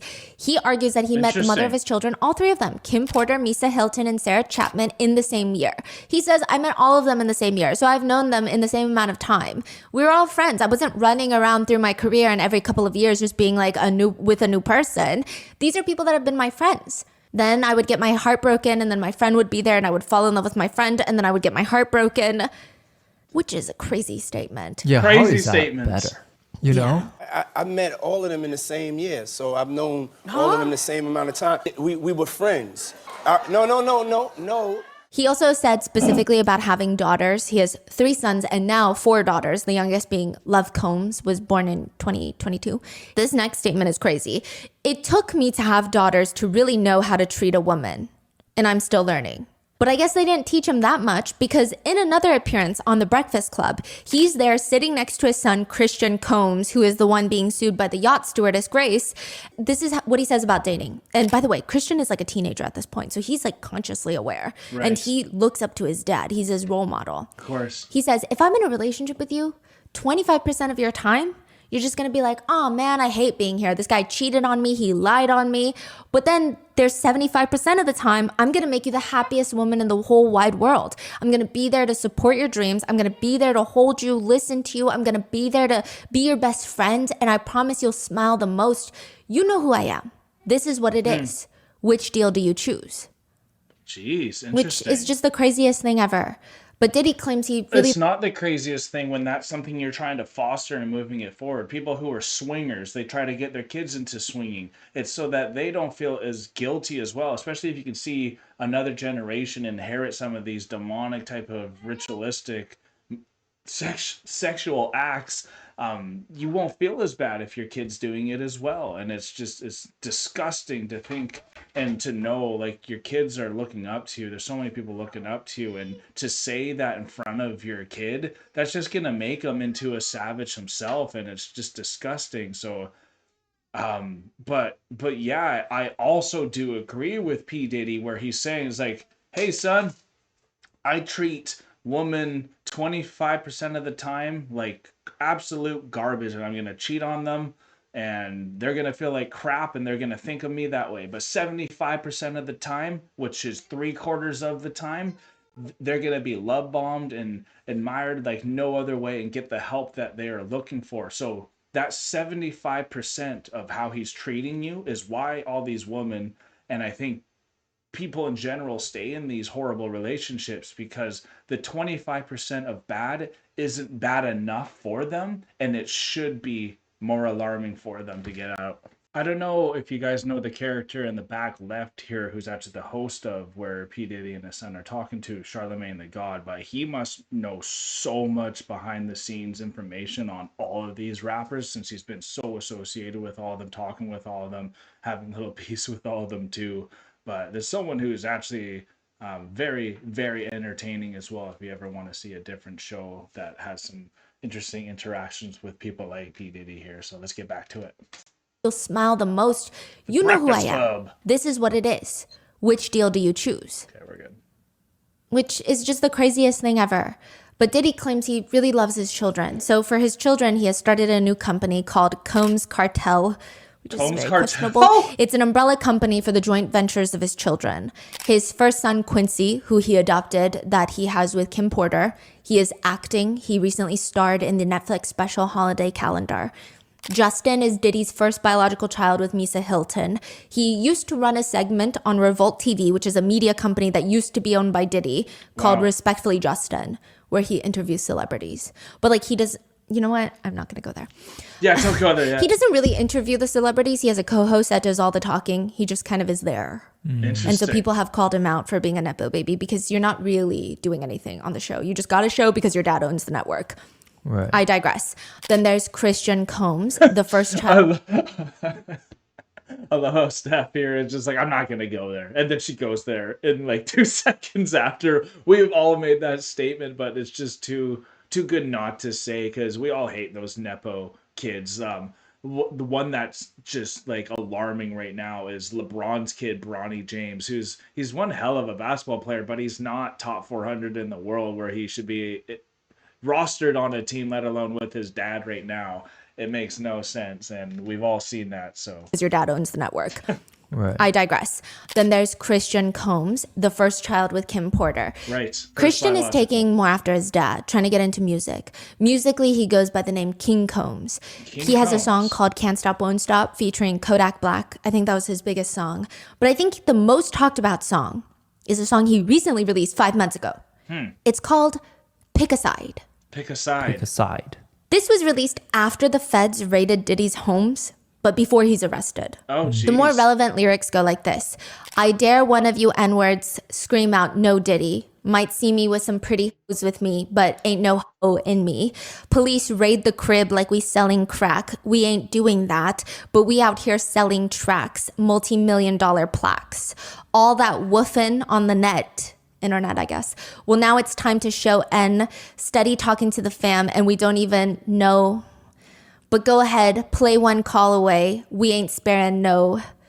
Knock them walls down like when them Fetty boys ran in both of our cribs. Too bad they ain't know we bought the one next door, because that's the one they missed. Oh, jeez. Wait. What did he just say about next door? He's saying, first of all of you guys yapping on the internet, we're not sparing anyone. This is like a freaking war. Yeah. Then he goes on to state, like the feds raided our crib acting like we're selling crack, but we're not. We're selling tracks, but also jokes on them because they missed one because they had purchased We 2 own homes more. in Miami, it seems, on Star Island. And I guess he's insinuating that the feds didn't check the new home or something that they bought next door. Really? He's flexing about that. Oh, just you wait till the comments. Now, there seems to be references to 50 Cent and Eminem. We will get to that in part 4, where we go through all of Diddy's friends and then everyone who has hated him since day one. Because there's a lot of celebrities who have been beefing with him since that day right. one. Yes. Now, the main comments on this diss track read, I love right in the middle, Tupac. this shit is whack. Others point out that he's grown up in such a privileged household, he can't even make a good diss track. They comment, wow, we're really making it out the gated community with this one, fam. Another No comments, snitched on himself and hit us with this itsy bitsy spider flow. Yeah, he does like a nursery rhyme beginning. They praying on our downfall another time again. After the rain fall, the sun gonna shine again. That's right. Don't bust no you we forgetting shit. And then others say, when you make a poem in primary school and then add a backtrack. In the lyrics, like I said, he talks about the feds missing the second home in Miami they allegedly purchased. A lot of netizens found that hilarious, saying, how do you snitch on yourself in your own diss track? I know. LOL, he said, don't forget the house next door. The feds just raided 2 of their house. And he's making That's why they're so in their head and they think they can get away with everything. They literally, this diss track comes before the actual like courts going on and they're gonna get guilty or not, but like there's already piling evidence that what they are doing is true. And he goes and says, don't forget to check out the other crib that you missed. There's more stuff. We're way worse than you think, because that's a trophy for them. We're bad boys. Woo! Combmes Cartel. making a diss track on the public as well as The feds. The feds? Yes. What is going on right now? Yes, What's which a going lot of on? people have said, you know, cops Okay, maybe. The feds, nobody really f***s with the feds. No. Like, that's just not something you do. Especially when you're like being investigated for a RICO conspiracy, racketeering. This is not gonna age well. The feds, they might overlook a lot of things, but they will not overlook things like racketeering. Yeah. Nope. People comment, how are you going to make a diss track where you're not really dissing anybody, only name dropping and then self-snitching? This sounds less like a diss track and more like a confession. Others are commenting, yeah, well, we did pick a side and it's not with the oily diddler. A lot of people think it's just so bizarre. The it really oily just shows diddler. how untouchable they think they are. Because why would you tease the feds like that? Gene, the former bodyguard, states about the song, it's like he put another battery in the feds' back. Don't play with the feds, bro. You might think it's petty, but it's not. You do not agitate a lion with a pork chop. And that's what that kid did. You think? Others have commented, Christian Combs said pick a side. The feds said pick a cell. Pick a cell. So he's in a lot of hot water. Justin But was... where yes. is he right now? He's actually just seen partying with his girlfriend. Oh, okay. So he's still out right now. There's no criminal charges against him. It's just the civil lawsuit against him with Grace. Yeah, then you have Chance Combs, Sarah Chapman's daughter. I watched a lot of interviews with Chance Combs in there, and honestly, she seems really, really smart. Like, she just turned 18. She's very beautiful. Seems to have a good head on her shoulders. Then you have Delilah and Jesse, the twins.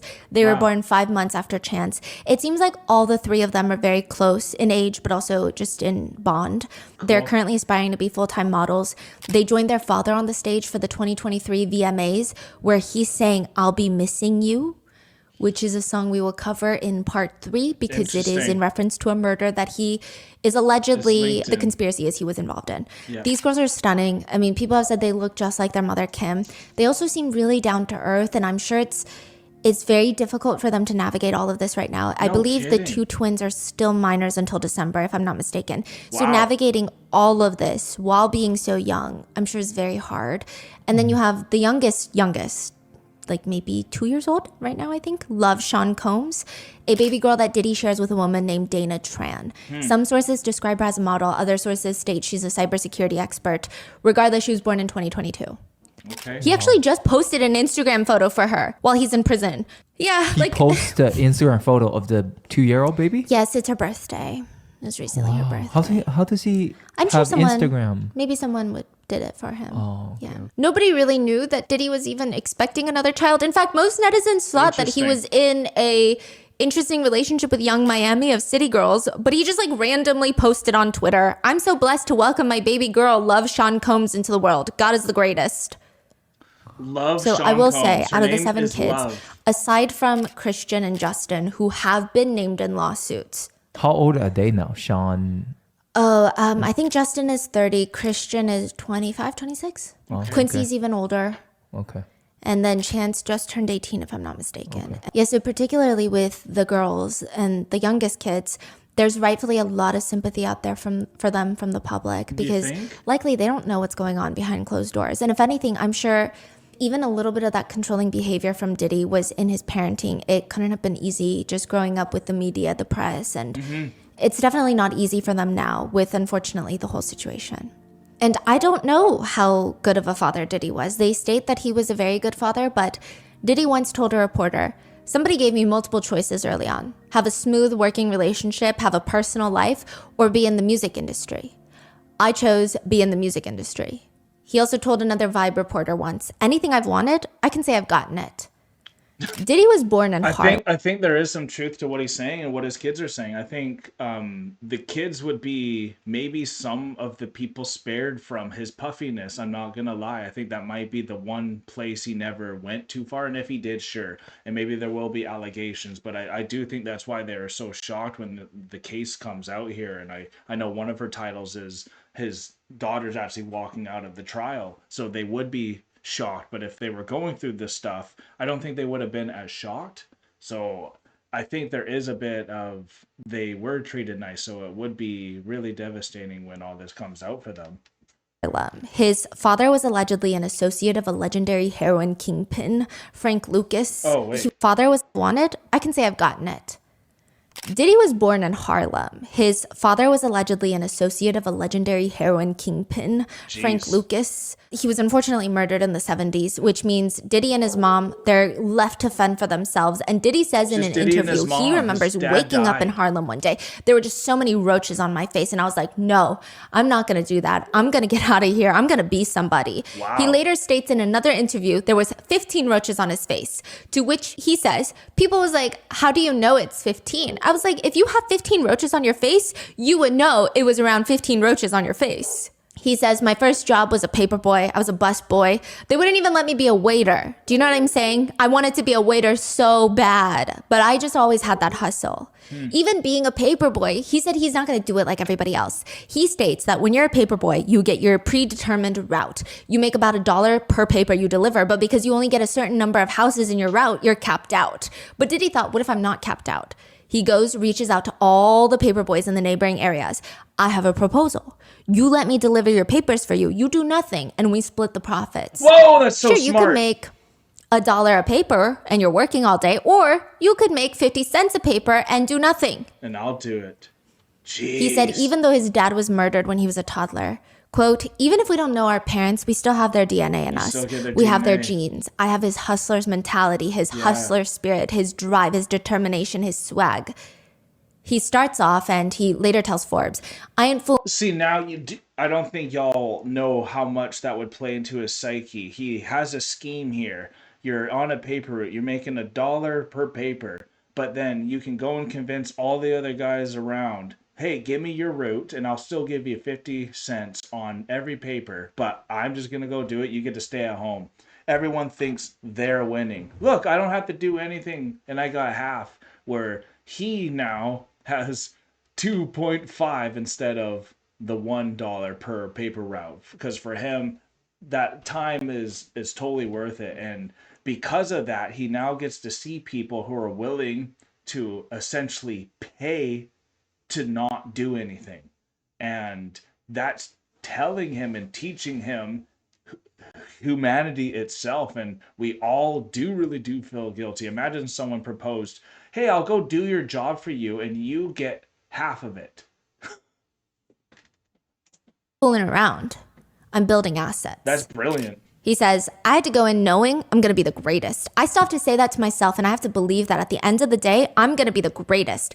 At first, I was shy. Then one day I realized that shy shit isn't going to get me anywhere in this life right here. In this world, sometimes people say I'm cocky and arrogant, but that's what comes with it. He also talks about obstacles and how he loves challenges. He says, it's like this mountain is 3 times bigger in front of us. It's got a volcano coming down, rocks, avalanches. And you're like, yo, do you want to climb this mountain? Or do you just want to go find shelter and ride this thing out and just die?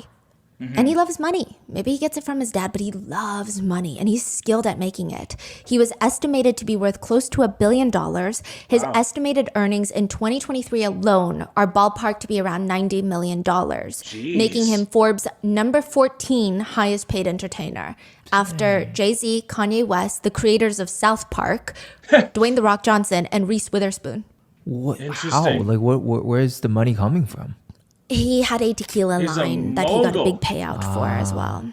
Yes. I see. Now, just to give you context on how much $90 million is, that's about $250,000 a day. He's also very skilled at enjoying his money. He owns that private jet that cost him $60 million. That's actually some great context. $90 million is $250,000 a day you're making. Wow. Jeez. Estate portfolio nearing $100 million. He owns. Right. So he has a $60 million private jet, right? Last time you say the jet disappeared from the navigation system, right? The tracking, yes. Like, oh, it was recently spotted in New Zealand. People saw a picture of it because it's matte black and it's, yeah. Oh, so what happened? He just removed it from the system? Yes, and his lawyers are telling the judges that he's willing to sell his private jet to show the judge that he's not at flight risk. So please give him bail. The judge said no. Jeez. He owns a massive painting that he bought at auction for $21 million. It's an original Kerry James Marshall. It's incredibly beautiful. He owns original Andy Warhol's, Keith Haring's. There was one time he was being interviewed talking about how excited he is about being a father, and Kim was pregnant with twins. Conan O'Brien was like, are you registered with Kids R Us?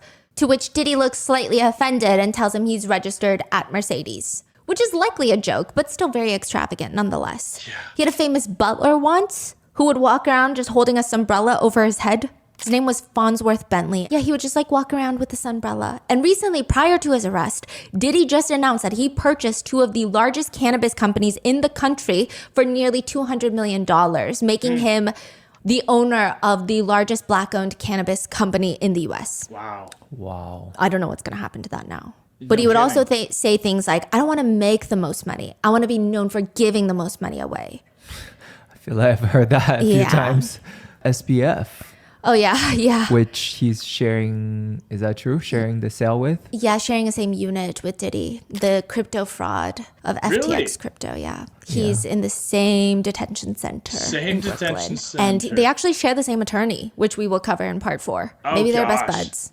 He said in a previous interview, I'm the one driving around in the Rolls Royce with this hat turned, going down Fifth Avenue with the music booming in the back, walking into Gucci, shutting down the store, buying everything at the motherfucking same time, driving up to Harlem and giving out $100 bills to homeless people. I'm not going to lie to you. I had a taste of wealth and I was going to do anything I could to protect that. I just remember these days of roaches crawling on me and it's just like, I need to focus on this money right now because nobody else has the opportunity that I have. Which again, not a controversial statement, but a source close to Diddy, almost alluding to that, says that to Diddy, it's not even just about money. No. It's about power. It sure is. And ultimately it appears that Diddy wants power. They say this about him. There's a certain narcissism and attitude of objectifying not just women, but all people and wanting to be with other men who enjoy moving people around like chess pieces. Who said this? An insider source. But Diddy claims that the only thing that got him to be worth close to $1 billion, the credit goes to being a father. Fatherhood taught him patience and grace. Wow. And I'm sure he believes he is a great father. Which is why his son, Christian Combs, is getting sued by Grace, the yacht stewardess who claims she was essayed by Christian Combs while working on the Victorious yacht December of 2022. Grace was 25 at the time, he was 24 at the time, and honestly, her lawyer had it out for Christian. They write it in the lawsuit. Defendant Christian Combs is a 25-year-old auto-tuned and heavily edited rapper. Unfortunately, as the saying has it, the apple does not fall far from the tree. Defendant C. Combs, Christian Combs, who has seemingly taken after his father and the family business of reckless partying, drugging others, sexual violence, and other illegal conduct. She alleges, paraphrasing here, but like the lot of the whole family were weird. The lawsuit alleges a constant rotation of suspected sex workers and A-list celebrities were rotating on the yacht. Staff were often treated with disrespect. It created an extremely hazardous environment. Also in the lawsuit, there's this really weird part where Grace alleges in the lawsuit that she was tending to the yacht, and I guess the family, they were all playing a game. I don't know who was present during this game, but it seems that Diddy and his mom, Janice, were present, Janice Combs. And I don't know if Diddy was dared, but somehow the conversation in the game leads to him taking off his pants so that his private parts are exposed and he's sitting right next to his mom and he does it. What the hell? Which is definitely strange. It's extremely a lot of strange. people think his relationship with his mom is strange. A new clip has surfaced where Diddy is with his mom and they're both hooked up on IVs, which Cassie has included in her lawsuit that after freak-offs, they would need to get IVs the next day from all the drug usage. Oh my God, if he is sleeping with his mom, like I said, his dad died when he was young. He lives in Harlem and he's literally growing up with cockroaches on his face. And if that is true, that's just going to create a monster who wants to get out of it and be in power to never be there. But he also wants to humiliate people the way he felt humiliated growing up as well. Losing your source of comfort and protection from your father, and then having a mom that is having a hard time give you a stable area that's not cockroach infested, then can turn you into a monster. And then when you eventually get all these things too, I'm not going to say unfortunately, but you naturally are attracted to your parents first, and then that's because that's who you're with and who you're growing up with. So you kind of have to not do anything weird like that, because that can screw up your psychology here. And that's what it looks like is potentially happening with his mom. And if they're doing freak-offs together, and there's already been allegedly he's going naked in front of his mom like that at parties. There's a whole bunch wrong and red flags. I'm just saying that's a parallel. It's been alleged by Cassie that, and these could be completely different things. Not everyone who gets IVs do freak offs. Exactly. So in the video, he introduces his mom and kisses her on the lips, which is inherently not sexual, I guess. It depends on each person's boundaries. It's just weird. He also apparently brags about his mom and taking his mom to strip clubs, so there's that. Gene, the former bodyguard, says the two of them have a fascinating relationship. He brings up an allegation that has been circulating recently that Diddy's mother owned a modeling agency when he was younger. So after his father was killed, they needed to make money. Right. So she opens up a modeling agency, but the allegation is that perhaps during the day it's a modeling agency, perhaps at night it's work. Some further allegations allege that she was running a full-on brothel out of their home when Diddy was a kid. Brothel out of their home. Gene, the former bodyguard, just brings up what he claims he saw and what he thought was strange about Diddy and his mom's relationship. One, he claims Diddy would describe his mother in odd, potentially sexual ways, bragging about how she can stand up and bend over and put her palms on the ground. But it was, I guess, in a sexual context, it was weird. What? Allegedly. 2, they would kiss on the lips, which is evidenced by the live stream. Yes. 3, he alleges his mom would wear the same white nail polish that Cassie alleged Diddy would like to see during freak-offs. Yeah. Which, side note, if you listen to part 1 of this 4-part series, you know that another alleged girlfriend of Diddy's went on a podcast to allege that she was abused by him. She also had on white nail polish. Some people have pointed to the fact that Young Miami of City Girls, when she was dating Diddy, had white nail polish on. Oh, God. Gene continues to allege, what's crazy to me is that him and his mother had this, I don't want to get too deep, man, this Oedipus complex thing. Oh, Side note, the Oedipus complex is a theory that... Thank you for bringing that up. I'm just like, Oedipus, Oedipus, Oedipus, Oedipus. Yeah, you think, because in Oedipus, you take your eye out, literally, just to continue on with the depravity that you're doing. And I'm so glad that she's about to go dive into Oedipus here, too. And again, this is why my alarm bells were saying there has to be something that happened to him when he was growing up, and it has to be way worse than anyone wants to admit. And if it is at that level where they're so poor that his mom starts a modeling agency that really is a potential front for a brothel at the home, that's just going to create such a nasty environment for P. Diddy. And no wonder he turned out like this. From me, I'm not excusing it. I'm just saying no wonder this could have been an alternate. This could have happened. If you don't think this could have happened in his scenario, then what other scenario could this have happened in? This is the perfect storm for someone like this to be bred into this monster. Man, this Oedipus complex thing. Side note, the Oedipus complex is a theory that children will feel feelings of desire towards their opposite sex parents. For boys, there are unconscious sexual attractions towards the mother, which creates a hostility with the father, and vice versa, whom they just view same parents as their rival, is the theory. Gene continues, I'm looking at him and his mother on the couch. Both of them are getting IVs after one of Diddy's parties, allegedly, because I wasn't there. I wouldn't know. My whole thing about this thing is, I'm not saying she was ever at a freak off or she was ever at that type of party, but you can't tell me Miss Janice Combs, who is always at the regular parties, didn't know nothing about the freak off parties. That's what Gene says. Gene says he's not saying anything because he doesn't know. He didn't see anything, but he does seem to have a complicated relationship with his mom if Gene's stories are true. But he also says that he's very aggressive towards his mom. Sometimes he allegedly heard Diddy just snap at his mom. Didn't I tell you to stay out my motherfucking business? Going off on her, allegedly. But I digress. Grace alleges in her lawsuit that one night Christian Combs came via tender. So tender is a small boat that takes people from the boat to the land, from the main yacht to the land, and back and forth, like a little water taxi. He comes, middle of the night, she's on the night shift. So there's only like 2 people working the whole boat at night because most people are asleep. Yeah. He seemed already high from narcotics and alcohol. She claimed that he was ordering her to pour him shots while he was playing Me and You by Cassie. Yes, by Cassie Ventura. Weird. This is in 2022. This song would have been over a decade old. And this is his dad's ex-girlfriend. Strange. Wow. And they had broken up by this point, yeah. So anyway, that night, Grace alleges, she noticed Christian being more attentive to her, which she didn't like. It didn't feel appropriate. And he keeps insisting that she take a shot with him, which is not the most uncommon thing. Although she didn't want to, she thought, well, if I just take one shot, he's going to let me go back and let me do my damn job. But no, she takes the shot and he keeps asking her to sit beside him, help keep him company, which of course is not in her job description, nor does she want to. She remains polite and insists on leaving, but he's getting more aggressive, grabbing her arm violently, insisting more shots, more shots. This is nighttime. She barely has any crew members. She can't find help right now. And she's starting to feel the effects of this one shot. She thought it was spiked. Terrifying. The situation escalates. Grace alleges Christian starts touching her on her private areas over her clothes and tries kissing her on the neck and face.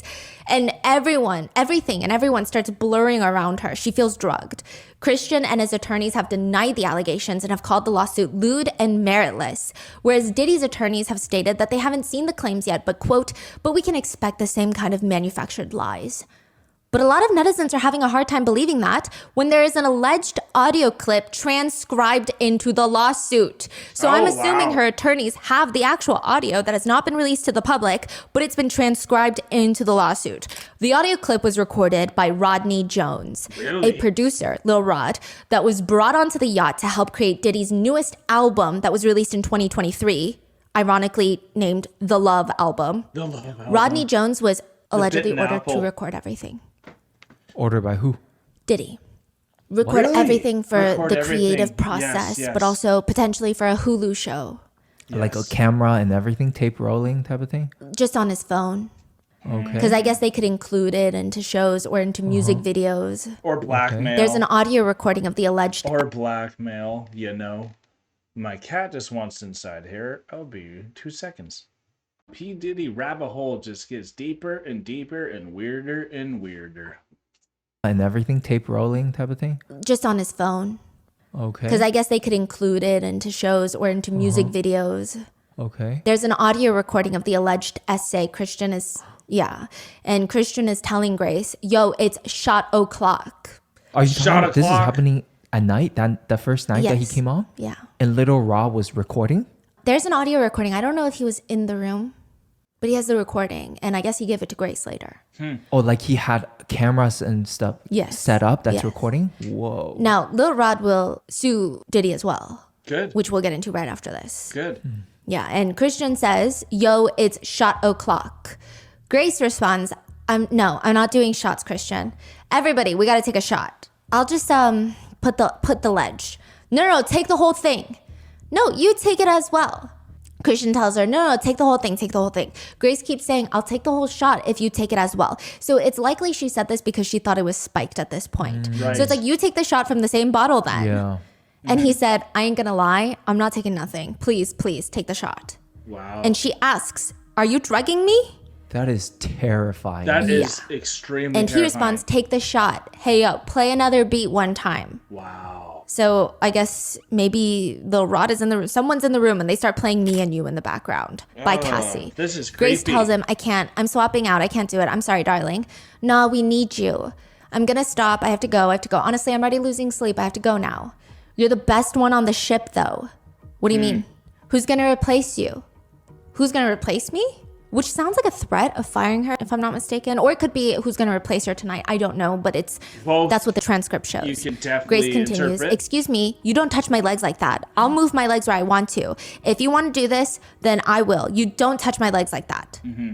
Later, Grace states again, well, you can take your hand off my ass for the first thing. Wow.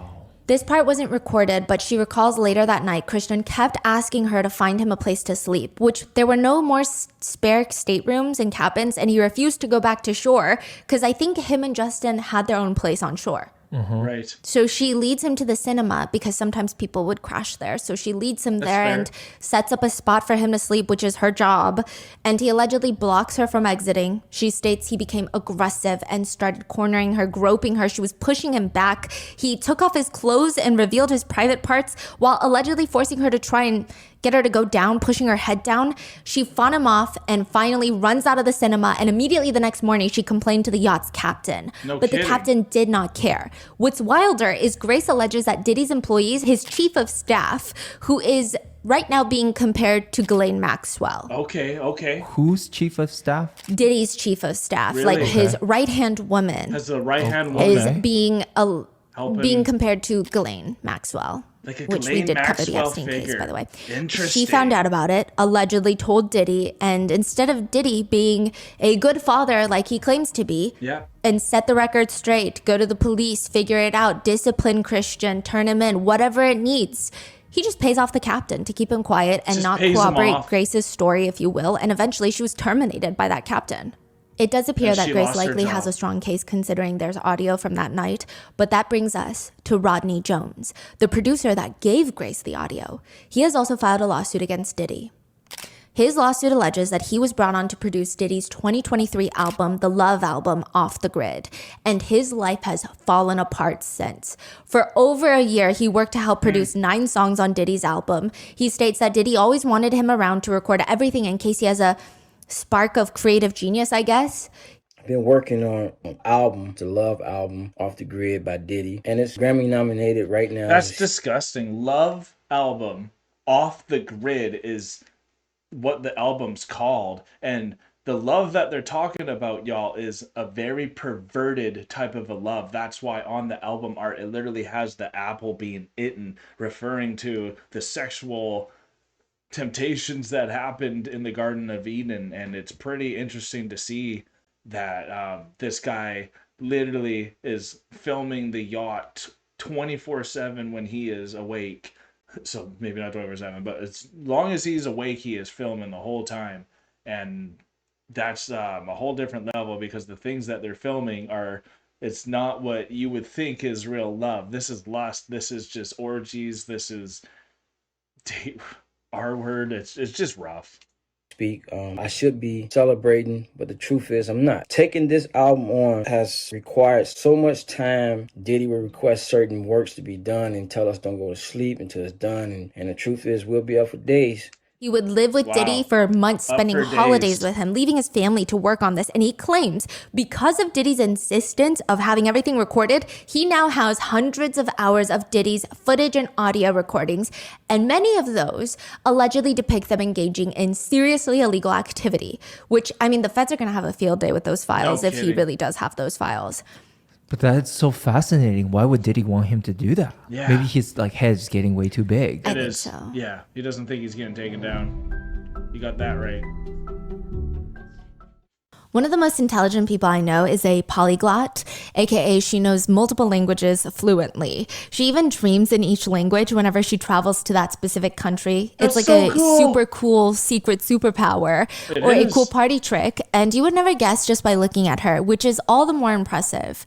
I grew up learning Korean, but I am nowhere near close to being fully bilingual, nor can I sit down and read a book in full Korean either, unless it's like a children's book. But my family friend who's a polyglot, she reads, writes, and can even tell the difference between accents in each language she speaks. She grew up speaking English and French, and now she's completely fluent in those plus Chinese, Spanish, and she knows a little bit of Arabic for religious reasons.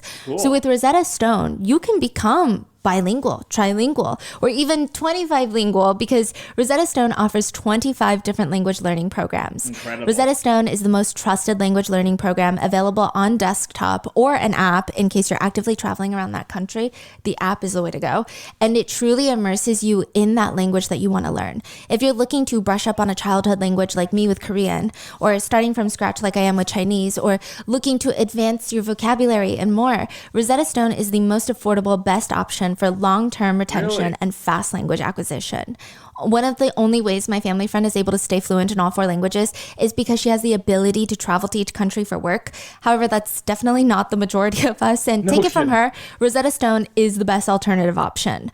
The programs immerse you in so many ways. And even if you can't travel or converse with native speakers in person, Rosetta Stone has built-in true accent feature that gives you feedback on your pronunciation, like a personal trainer for your Wow, specific gives feedback accent. on your And pronunciation. remember how I said that with Rosetta Stone, you can be bilingual, trilingual, even 25 lingual? Well, now with Rosetta Stone's lifetime membership, you get access to all 25 language courses for the rest of your life. Spanish, French, Italian, German, Korean, Chinese, Dutch, Arabic, Polish, and so on. Don't put off learning that language. There is no better time than right now to get started. Rotten Mango listeners can get Rosetta Stone's lifetime membership for 50% off. Visit rosettastone.com/rotten. That's 50% off unlimited access to 25 language courses for the rest of your life. Redeem your 50% off at rosettastone.com/rotten today. That was a great plug for Rosetta Stone. I always forget about Rosetta Stone because the different app that we always do over here is Duolingo, but I forgot how incredible freaking Rosetta Stone is, and she's got a 50% off for 25 languages for a lifetime. I might have to actually see that because it would be very beneficial to start learning some different languages being on the channel and starting to travel a lot more with our job. So learning some European languages, learning some Asian languages would really help.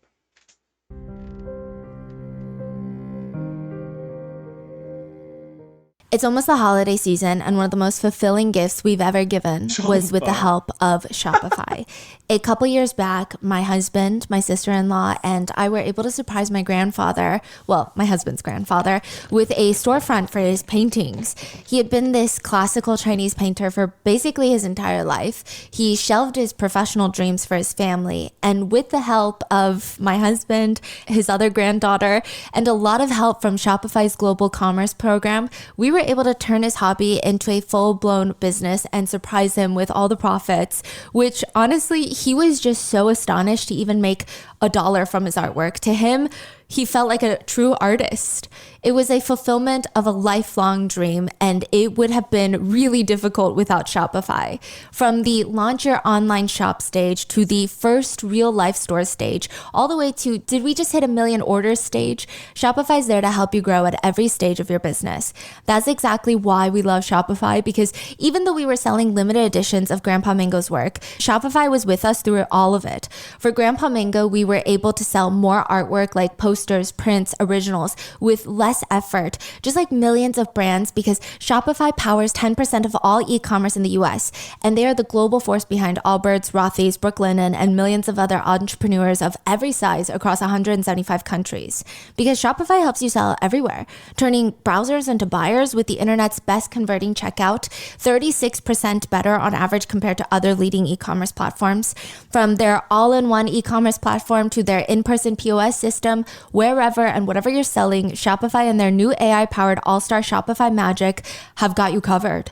Their award-winning help is here to support your success every step of the way, because businesses that grow with Shopify. Sign up for a $1 per month trial period at shopify.com/rotten, all lowercase. Go to shopify.com/rotten now to grow your business no matter what stage you're in. Shopify.com/rotten.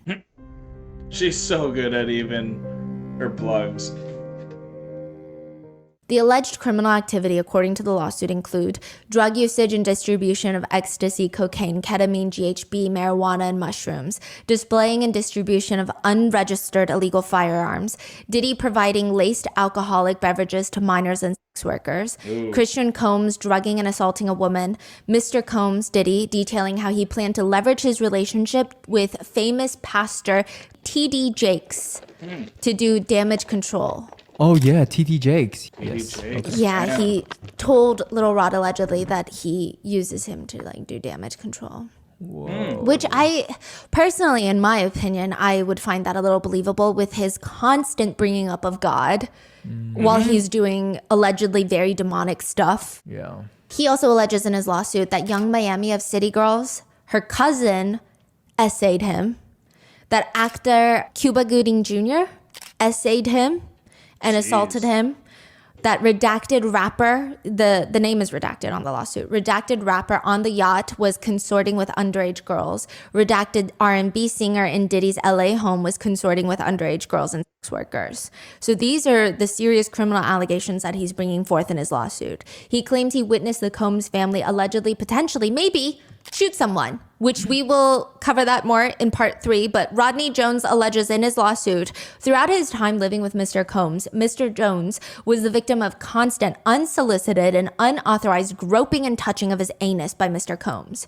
A brief list of allegations further include, now again, these are allegations, Diddy would shower and walk around naked while forcing Rodney Jones to work in the bathroom, which is already odd. Yeah. Rodney said that he told the chief of staff, Christina Coram, who is now being compared to Ghislaine, that he was very uncomfortable, but she just downplayed it all as friendly horse playing. That's just Diddy's way of showing he likes you. What's horse playing? Like, boys will be boys. Horse playing is like play fighting. Wow. I mean, I wouldn't even give that excuse if I had a son who's 7, let alone a middle-aged man. Mm-hmm. Rodney said his idol in life has always been Stevie J, the musical artist, which, by the way, again, these are allegations brought forth by his lawsuit that is publicly available online. I don't know these people. Which Diddy then allegedly shows him a clip of Stevie J having intimate relations with a man without a condom. What the hell? There are screenshots included in the lawsuit. Oh, jeez. Of the video? Yeah. Wow. Whoa. I don't know. Look, it's in the lawsuit. Rodney says Diddy was trying to use this as a way to get him to do what he wanted to do, which was sexual activities with other men. According to him, Diddy said, "This is normal practice in the industry. Look, even Stevie J is doing it." He states that Diddy promised him to win a Grammy for Producer of the Year if he engaged in gay intimate relations. That's pretty messed Another up. allegation is that during Thanksgiving 2022, Young Miami of City Girls, her cousin was present at Diddy's gathering, and he alleges while he was using the restroom, her cousin just burst in through the room to the bathroom and starts groping him. He believes Diddy sent her to do this. She begins performing oral on him, where he alleges he pushes her off and exits the bathroom, but she's not done. He goes out to the main area where everybody else is. There's staff, there's Diddy, there's allegedly Young Miami there, and she just starts undressing, attempting to straddle him in front of everybody. He states once again he pushed her off. He further alleges that he was forced to solicit sex workers and perform sex acts to pleasure Diddy. It's unclear if it's the same setup of a freak off, but it sounds kind of like it. He once states that he woke up dizzy and confused. He was naked, looked around, and he was in bed with 2 sex workers and Mr. Combs. Jeez. It's unclear what happened that night. Rodney Jones alleges that once Diddy allegedly threatened cannibalism on him, question mark. The lawsuit reads, Mr. Combs would switch up his approach. He would go from promising Mr. Jones the world to threatening Mr. Jones with physical harm. Mr. Combs threatened to eat Mr. Jones' face and informed Mr. Jones that he is willing to kill his own mother, Janice Combs, if he must in order to get what he wants, so he wouldn't think twice to harm Mr. Jones. Holy crap. The lawsuit states that at parties, Justin, the eldest biological... God, again, why I say I wouldn't doubt it for the cannibalism is that word derives from the Canaanites and their Baal worship, which was definitely human consumption and as part of their sacrifices to their gods and all that too. But it's also just a part of anger and rage and just dominance itself. So even if you take it away from the spiritual side, all he's saying is like, I'm going to eat you. That's how much I can own you and destroy you. And like, so that's just another way to throw a lot of fear tactic onto him. But I really do think some of these people, when you start using that as a threat, even if you don't believe that, like, I'm going to eat you. If you keep doing that and you have an ability to do this, you might start doing some of this weird sadistic stuff, because if you want to start trying new things, a new type of meat is cannibalism, and that's disgusting to think about. But if you're that deprived and starting to do some of these things, that's why I think that can lead to cannibalism as well. Son that he has with Misa Hilton, and Sean would have minors under the age of 16 present. He alleges Diddy would force them to all drink the De Leon tequila, which he believed to be laced with ecstasy. The presence of underage women allegedly made him very uncomfortable. So he has all the recordings. Yes. I don't know if all of these instances were recorded. However, I will say, believe all victims, but in the court of law, there are some cases that are inevitably going to be stronger because there's a lot of evidence that comes with it. Yeah. His lawsuit has lots of pictures. So I'm leaning towards the belief that he does have a lot of footage. And I'm leaning towards the belief that he is working with the feds. Now, some people actually speculate that Cassie's lawsuit was not the one that kickstarted the Fed investigation. It was his. That maybe he had started working with the feds, filed his own lawsuit, and the feds publicly started getting involved. That makes sense. When was his lawsuit filed? A few months after Cassie's. He brings up more of like the RICO conspiracies, the racketeering, which the feds take very seriously. Whereas for Cassie's, I think it's more focused on the sex trafficking.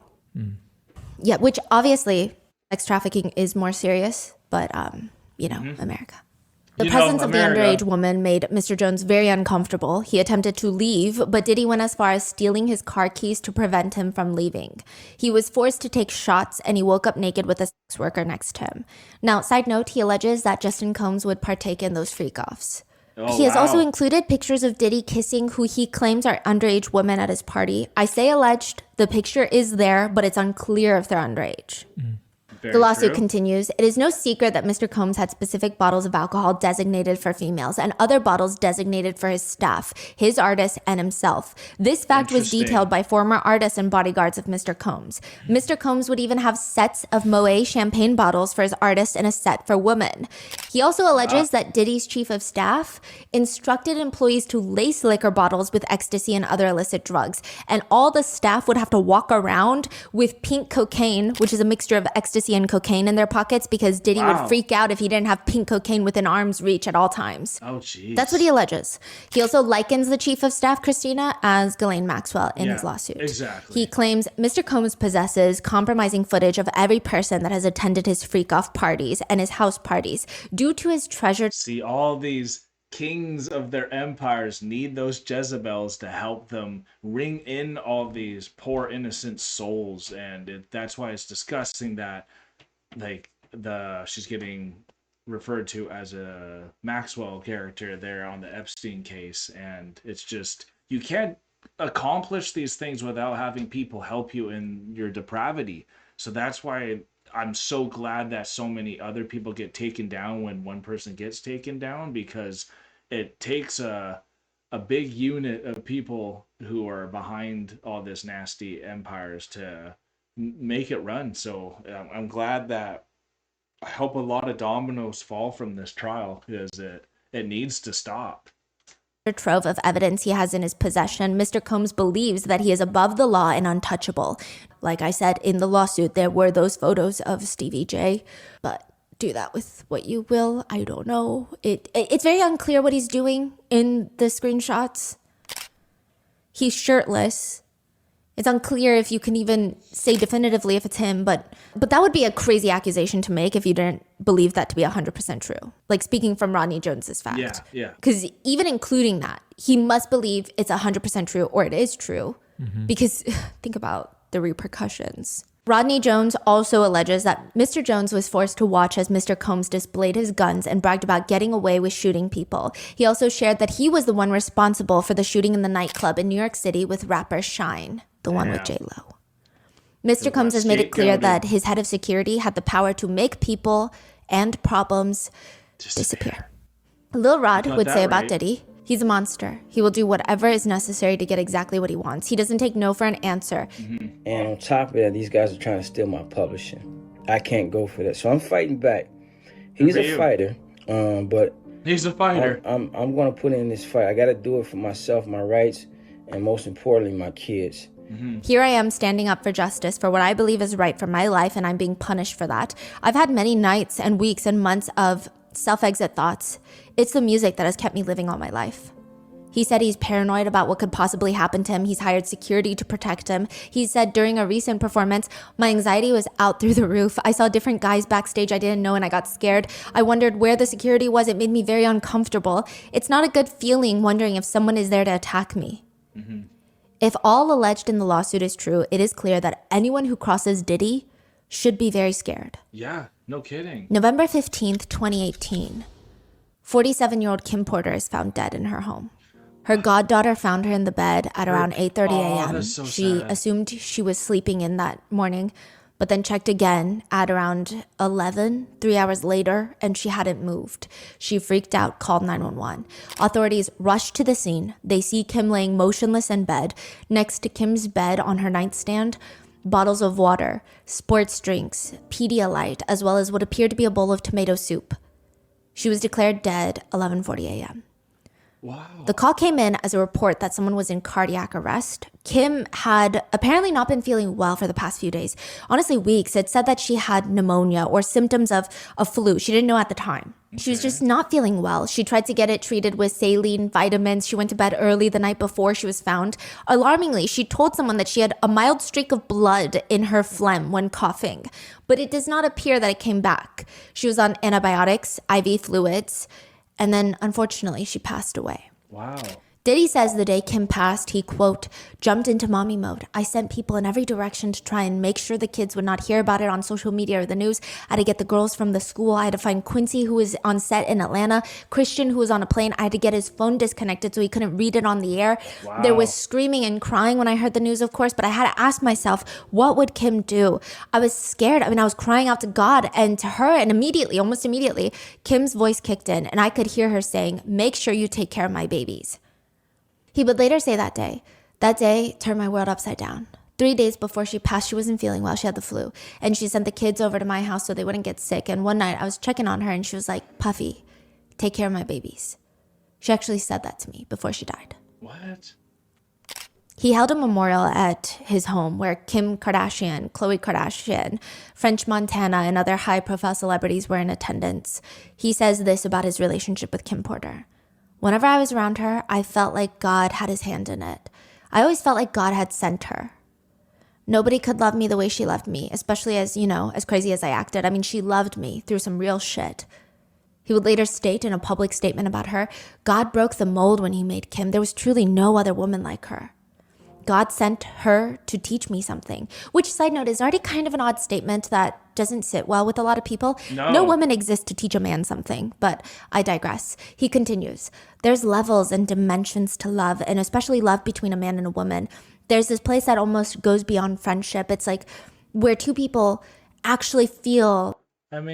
I want to push back a little bit on what Rotten Mango there said again, and I want her to say it one more time, and then I'm going to push back. Her to teach me something, which, side note, is already kind of an odd statement that doesn't sit well with a lot of people. No woman exists to teach a man something, but it's not like your existence is to teach a man something, but teaching someone something is something you kind of are made for. That's why we're community based, and traditionally wisdom is from the feminine spirit. So we actually attribute wisdom to the grandmas or like the feminine spirit itself. So that is actually, you're there to teach people. That's why you get menopause and you don't keep reproducing, because you try to give wisdom to the next family generation and all that. So that's all I have to say on that. An odd statement that doesn't sit well with a lot of. I can see why it doesn't sit well with a lot of people, though, because in the context that he's saying is it was like she was only here to teach him a lesson, and now that she's done that point, there's no need for her anymore. And that's kind of where I think people are more getting twisted. A lot of people, no woman exists to teach a man something, but I digress. He continues, there's levels and dimensions to love, and especially love between a man and a woman. There's this place that almost goes beyond friendship. It's like where two people actually feel like a level of responsibility to love this person forever and total trust. And I was like, man, you had it. I'm not saying I would do anything differently, God willing. I just wish I had more time, I look at my life as I got a second chance. I'm on my second mountain. At her funeral, he would say, some people in your life, it's going to be irreplaceable. Kim, we're going to miss you so much, but I'm not going to miss you too much because I'm not going to let your voice inside me stop talking. I know you like to talk to me a lot once you get on those rants, and I just want you to know that I'm going to be listening. What? What is Kim's official cause of death? Her cause of death is considered natural. Yeah, What? We'll get to it. So he does all these tributes to Kim, and this is going to be kind of strange when you listen to the next part of this series, because he does a lot of tributes to a lot of people who pass, which I guess is normal if you're an artist, but still. He would even dedicate a track named after her on his new album that was released in 2023, the Love album, where he says this: "It's like I'm going through a midlife crisis, being a single father raising 3 teenage girls, but it's love and nothing else. I truly feel like this is God's way of making me into the best human I can become, and it's life-changing. I always said that I couldn't make a hit record unless my heart is broken. It's just like a vulnerable state that you're in. When I lost Kim, it broke my heart forever." A close friend of his said about Diddy's tribute to Kim, "After Kim, he was trying to find purpose, and nothing feeds his soul like music." He also says about therapy probably likely really saved my brain, because when you have a genius brain, it's also a crazy brain. Of course, there are questions of how someone just passes away like that, seemingly out of nowhere. She was healthy, suddenly caught pneumonia, which if you have pre-existing conditions, if you are of older age, if you have low immunity, if you have other health complications, pneumonia could be fatal, but it's not considered this deadly thing. So it's just not as many people pass away from pneumonia is... Like it's treatable, right? Yes, is the netizen sentiment. And again, I'm not saying nobody has fatal or life-altering consequences from pneumonia, but it's just not typically known to be this very terrifying, fatal condition. It was later determined that Kim Porter had died from lobar pneumonia. The manner of death listed on her autopsy is natural. Detectives told the media that police do not suspect foul play. In addition, Diddy has been extremely cooperative. Some netizens were agreeing with this sentiment, pointing out how prior to her death, she seemed like she was in a good place with Diddy. In honor of his 49th birthday, which was a week before her death, she posted on Instagram, "Happy birthday, Diddy. On this day, a genius was born. May you continue to be the driving force of energy that God created you to be. Thank you for giving me the best gifts of life, our children."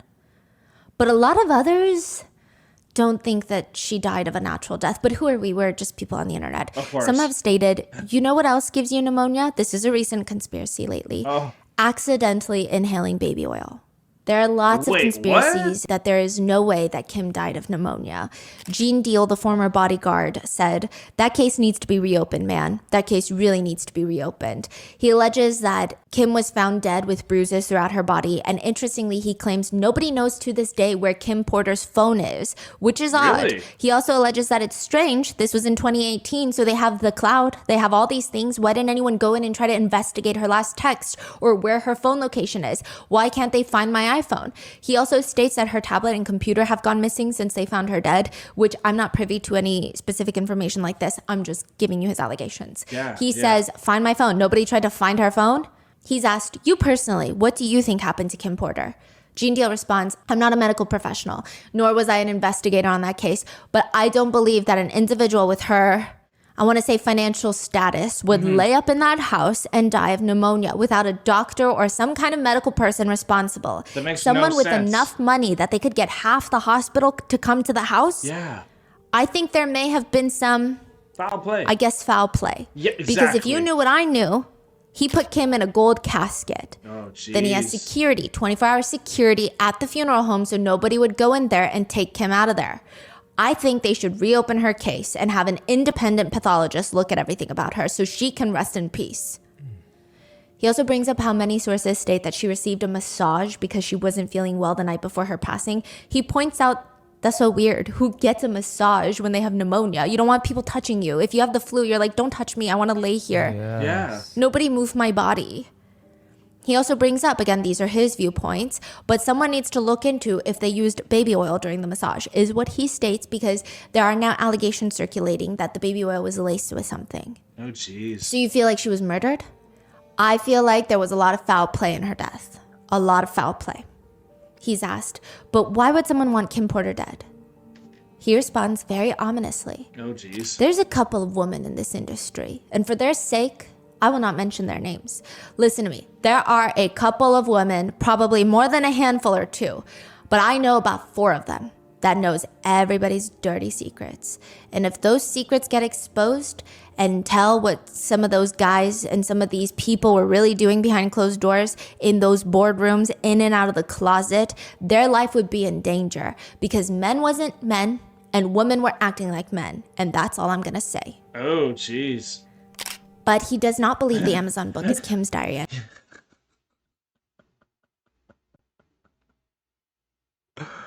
Oh, I'm such an image person, so the way that they just presented that is not good for me.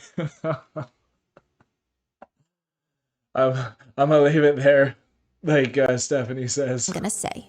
Uh, But he does not believe the Amazon book is Kim's diary entries or in any way related to Kim. He Nice. says, That's if good you've to seen know. excerpts from that book, then you know Kim didn't write this book. If you know Kim and you've been around Kim, Wait, so this guy, what's his name? Gene Deal. Gene Deal was a bodyguard during the time of Kim Porter. yes, so he was actually a bodyguard for a lot of famous musicians and executives. He was well known in the industry. He doubled as a cop. He worked as a child I abuse see. investigator as well as a probation officer for most of his life. So people really liked him because he's very clean cut is the vibe. So he gets hired by Diddy when Diddy is dating Kim Porter. And he says that Diddy never really ever hit Kim Porter in front of him, but he would hear from the other bodyguards. So for him, his perception, his allegation is that Diddy only does things with people he thinks he can get away with. Yes. And for him, because he has a job as a cop, he's saying, if I see Diddy hit anyone, I'm arresting Diddy because I'm not trying to lose my pension. I'm not trying to lose my job as a cop. So he knows that I'm not going to put up with it. He said that Diddy once cussed out his mom in the car and he went off on Diddy and was like, you don't talk to your mother like that. Wow. But then he later heard, allegedly from other bodyguards, that Diddy was like slapping his mom in the face. But it never happened when he was there. Wow. He's been pretty Interesting. vocal and his story has never really changed, it appears. So a lot of netizens find him credible. But again, yeah, that's an see, opinion. these people always act a little different when some other people have left the building. They start acting differently because now they don't have that judgment eyes on them. That's absolutely why it's smart to, even in theory, think there's a God out there or something looking at you, because maybe it's supposed to make you act a little differently when no one's looking. But it's pretty disgusting, but also smart on P. Diddy's part to try not to get caught by the people who he thought would actually snitch. These are allegations. He says, and if you've been around Kim, if she was going to do a book, she wouldn't have included all those things, talking sexually like that. She's got 2 boys, 2 girls, and she was a mother first. She wasn't going to say the stuff that she was saying and Exactly. about Puff in a manner that was written in that book. It seems to me that whoever wrote the book was really out to get Diddy and did it in whatever means possible, but disrespecting Kim and who she was as a mother, I don't think that's right. I think she deserves better. Side note, it does not appear that Diddy has filed a lawsuit against Gene Deal, which a lot of people think add to his credibility, which is again just an opinion. One netizen comment reads, the fact that Diddy hasn't yet filed a lawsuit against Gene Deal with all the things he said about Diddy is the most telling realization of all. Some people now believe that Kim Porter's death needs to be reinvestigated, but they also believe that she's the one that wrote that memoir on Amazon. Again, I can't dictate what others believe. I'm just telling you what's out there. Some believe that memoir is real. They point to an interview that was done in 2012, so 6 years before her death, where in the interview, Kim talks about wanting to write a book. I will say it doesn't appear that she's referencing a memoir or any sort of tell-all book at all. She says, but I've been in the business and been around the business. It's become a phenomenon. It's a culture. It's just for me, I wanted to present something beautiful and package it and almost like an ode to them, to what they've done. some netizens think that she's just using that as a cover to write a memoir. Some netizen comments read, if this book is false, how come the author hasn't been sued? I mean, I really hope it's fake though, because there's a lot of crazy shit in there. Yeah. Another comment reads, the more that I listen to folk coming up against the book, the more I believe in its authenticity. Others referenced Chris Todd's interviews and they say, this man got too much confidence not to have proof that Kim wrote this book. He got some type of proof somewhere because he just has too much confidence. Another says, what if a close friend of Kim's had the actual book and flash drives, but is just too scared to come out because they're too interconnected and is using this man as a front? Guys, think about it. Very true. Another comment reads, this is a lot of shit to make up. I can see some things being true, but who knows? Then there's another group of people that, yes, they want her death to be investigated, but they don't believe that she wrote that book on Amazon. They comment, that book at first glance, this reeks of a shamelessly fabricated cash grab attempt. I don't know, it just seems a little too convenient. And the stories that I've seen excerpts of appear to be someone just wildly producing sensationalized garbage and toxic gossipy bullshit. I hope for the sake of any potential victims that these things did not occur. Another one comments, this book seems like it was written by ChatGPT or something. Others have been very happy that it's been since pulled from Amazon, stating, I'm glad they took it off Amazon. The nerve of that fraud. R.I.P. Kim. But fueling conspiracies around Kim's death, I'll be sure Kim's previous partner, the father of her first child, has made a statement. In it, he basically insinuates two things. One, that Diddy might have something to do with Kim's death. And two, that Diddy might have put him in a coma. What? Okay. Wait. Yeah. There's a lot going on. He is Quincy's dad, artist. Right. He's a well-known artist back in the day. I'll be Okay. sure. Yeah, there's a lot going on. But in an Instagram post, he states in 2024, Kim and I talked right up to a few days prior to her demise. She was in good health, and we were in such a great friend space, reminiscing about old times and celebrating the news of our son's accomplishments. In a nutshell, Kimberly was allegedly taken from us because she was set on a course to accomplish what Miss Cassie Ventura did by igniting the bonfire, which brings us here today, with the avalanche that has brought Satan to their chambers. He also hashtags FBI, DOJ, Department of Justice, as well as the CIA, DEA, NYPD, LAPD. He has called for a, quote, investigation into an entire group of individuals who worked at or around the residence of Miss Kimberly Porter. Because, quote, the individuals involved in this matter may also be connected to also concealing the alleged murders of several prominent artists. He's alluding to Tupac and Biggie. Yeah. Which we will talk about in the next one. I can't Side wait. note, I'll be sure, interestingly enough, believes that Kim was working on a book to expose Diddy. That's why she was allegedly taken too soon. Before she could expose him in a book, and then later someone stole her computer, is what he alleges. But he doesn't think that that Amazon book is the book. Because everyone's saying the way that the book is written is just not the way that Kim Porter speaks. Yeah, and then there's factual inaccuracies. Even the bodyguard doesn't think it's the book. There's just so many people that have come out against the book that are against Diddy. And Al B. Sure goes on to allege that he had a health scare in 2022. This is actually true. He did fall into a coma, and the vice president, Kamala Harris, even wrote him a letter. Yeah. Wow. They're all very well connected. Yeah, he's a very prominent artist, and I believe he does he's an activist on the side as well. wow. Yeah, so he's been invited to a lot of state dinners, and so is his son, Quincy. Yeah. Interesting. Now, he collapsed in July of 2022, fell into a coma, wakes up, it's October 2022. He was in a coma for around 3 months. To Jeez. this day, it seems unclear what exactly caused the coma, but he kind of implies that perhaps Diddy was involved. He announced his documentary and states, you will really understand how I ended up in a coma. You're really gonna need to call Homeland Security. Oh, gosh. Later, he's asked to clarify that ominous statement. And someone asked straight up, did Diddy try to kill you? He just responds, please understand very carefully. Me talking about situations for more than a decade and a half, and then all of a sudden, everybody woke up like, whoa, yo, we thought you were crazy. But what I'm not is a liar. That I am not. All I did was give the science, and I was ignored, laughed at, ridiculed. But whatever, that's okay. My God is so much bigger. My God got me. So he's saying that he's been talking about Diddy for a decade? Yes, but I don't think so publicly. Because he's actually seemingly a very non-controversial person. Yeah. He also has had lingering health problems for a while. He did have bariatric surgery. He suffered from renal failure, amongst other things. So it's very unclear what caused the coma. Journalism's But a off lot the of people believe him because he just seems to be very credible. He hasn't been this controversial figure for most of his life. How much studying she must do for every video, because it's just coming off. You can tell there's things she's reading off of a script, but then when her husband here is asking some of these questions, she has it so integrated in her body. She's just like a source of information, and it's incredible to watch, honestly. It makes it mesmerizing to see, because it's a balancing act that she's going while performing this, even though this is, it's not live. It sure feels live when you're getting so many of these raw moments with her husband and stuff. That's really what makes this such a unique experience, other than just someone explaining it. But others point out, Al B. Sure had a child with Kim Porter and formally dated her. He did not take an active role in his son's life, and Puffy ended up unofficially adopting and raising that child. So they're saying, because you're not a good dad, you don't deserve to have an opinion here.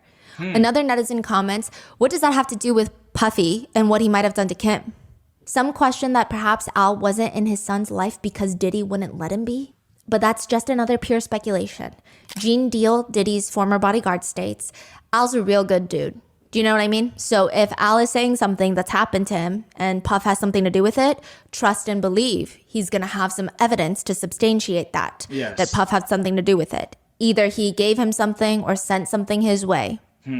At least so far, it seems like everyone around them are very vocal about how shady Diddy is. I haven't really heard anybody who's backing Diddy's story. Have you seen many reports? No, but that has been a question of why aren't people backing Diddy? And so the biggest thing is all of his friends have gone quiet. Yeah. Some people think it's because...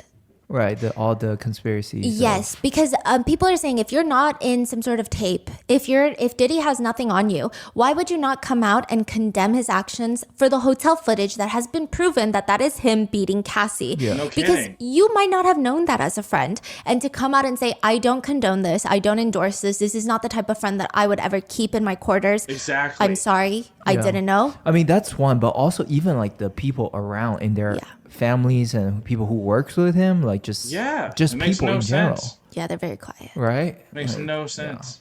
In regards to Albie Shore hiring security, got which that he much has fear hired on security, everyone. Gene says, I don't think nobody would be paying for security unless they thought their life was in danger. Yeah, Same you thing think? with Rodney Jones. While many agree with Albie Shore, some have comments.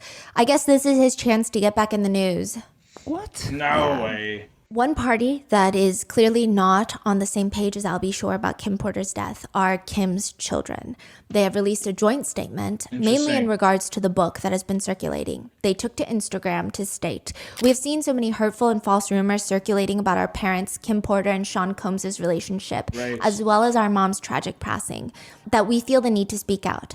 Claims that our mom wrote a book are simply untrue. She did not. And anyone claiming to have a manuscript is misrepresenting themselves. Additionally, please understand that any so-called friend speaking on behalf of our mom or her family is not a friend, nor do they have her best interest at heart. The cause of her death has long been established. There was no foul play. Grief is a lifelong process, and we ask that everyone respect our request for peace as we continue to cope with her loss every day. We are deeply saddened that the world has made a spectacle of what has been the most tragic event of our lives. Our mother should be remembered for the beautiful, strong, kind, and loving woman that she was. Her memory should not be tainted by horrific conspiracy theories. Exactly. Another one of Kim's longtime friends took to Instagram to write, I'm going to say this as loud as I can. Kim Porter never drafted nor wrote a book, memoir, or a manuscript. Kim would never do such a thing, and that's the honest to God truth. Another states, Kim Porter never authored a manuscript, and any claims suggesting otherwise are entirely false and fabricated. The baseless pages in the book not only misrepresent Miss Porter's lived experience and legacy, but also continue to cause unnecessary distress to her loved ones. No kidding. Kim's former attorney has also spoken out saying she would be turning over in her grave right now. Kim never even gave an interview about her private life. No She would kidding. never do that to her children. She had plenty to say, but she would never do so publicly. There would be no amount of money that could make her write a memoir. She would never do anything to hurt Puffy's reputation because she has children with him. Yes. It is impossible that is her journal. It's comical. She never even spoke that way. She never wrote that way. She was articulate. She was classy. She would never write something like that. There would be no need for her to do that.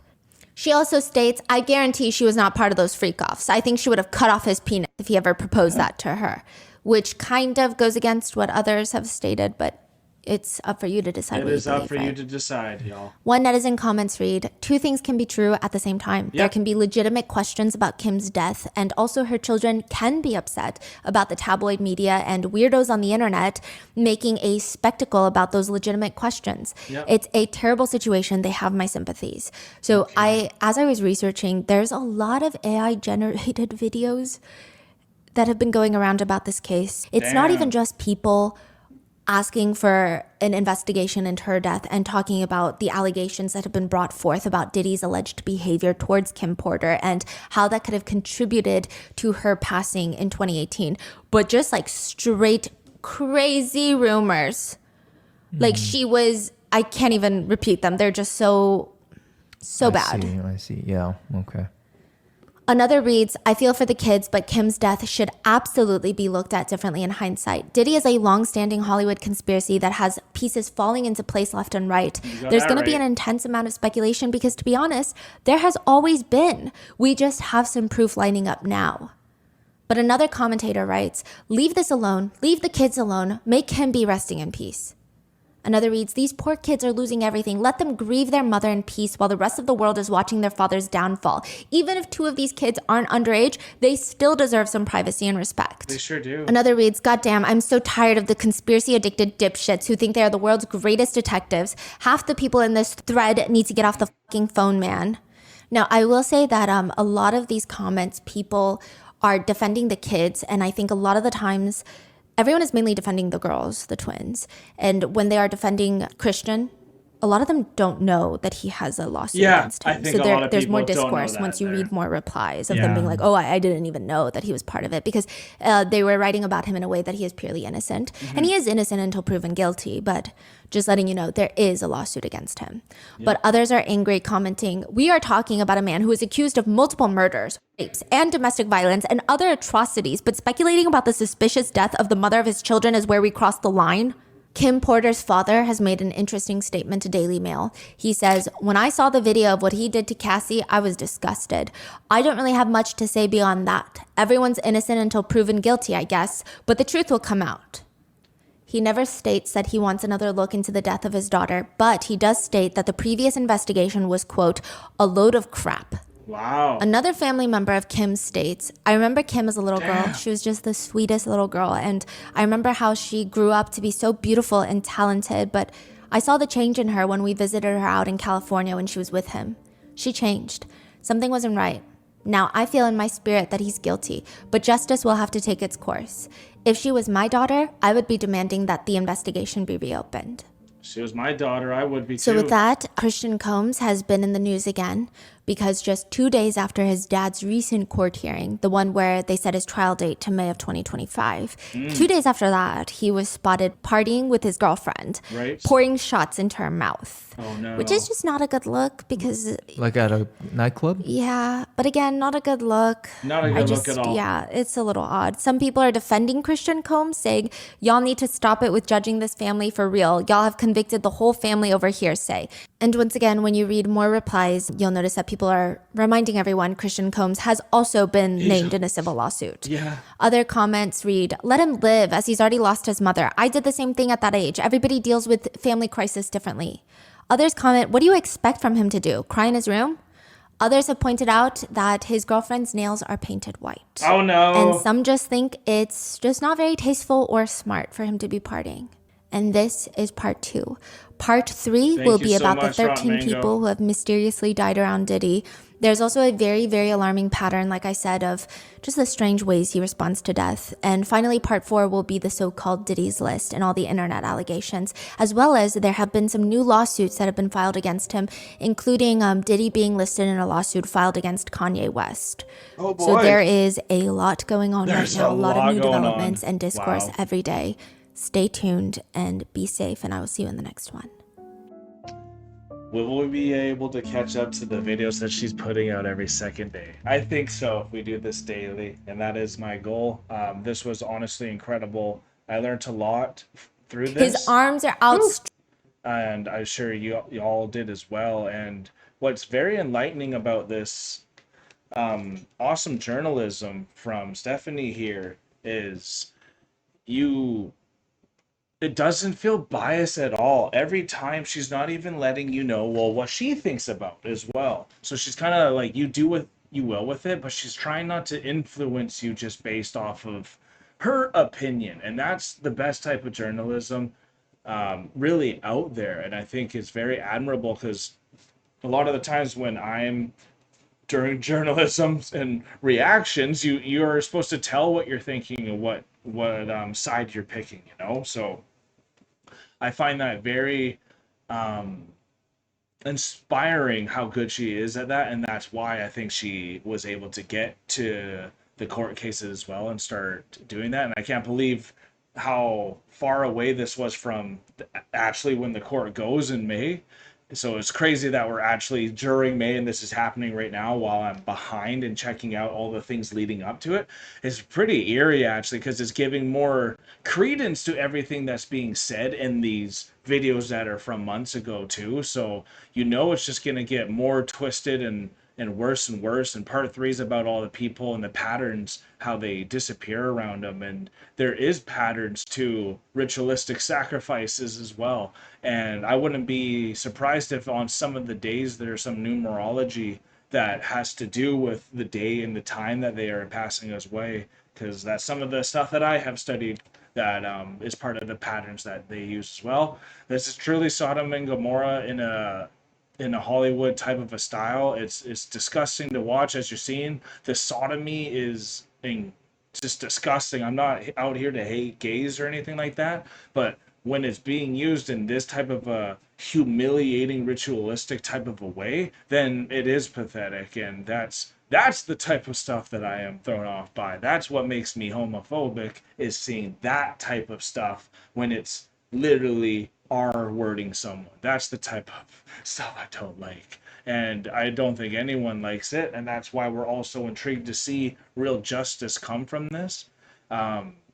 It makes no sense just how many people didn't want to be a hero and stop this, but that also just shows the power of what P. Diddy has as in fear, and actually being able to follow through on any threat he makes. And his tentacles are everywhere, so it's terrifying to see. I think it's admirable even to take on this case with Rotten Mango, because if everyone who's associated trying to take P. Diddy down is gonna get his fury, that's something you should be a little scared about, or you could be scared about. I guess you shouldn't be scared about it, because you don't want to give him full power. And again, you're innocent until proven guilty, so reserve your full final judgments until everything's done. And I hope you guys are all been enjoying these reactions from me with this P. Diddy trial. It's so cool that she had a clear, precise storytelling method that she was going to try to put out before the actual trial. And definitely stay tuned for the next one, because we're going to be trying to put these out daily until we catch up. So I hope you guys have enjoyed this with me. Definitely hit the subscribe button if you're still here and have been having a good time. Hit the like button if you want to see more, and comment down below what some of your thoughts of some of these conspiracy theories are from this episode too. Anyways, we are now exiting the rabbit hole, folks. Peace and love. God bless y'all.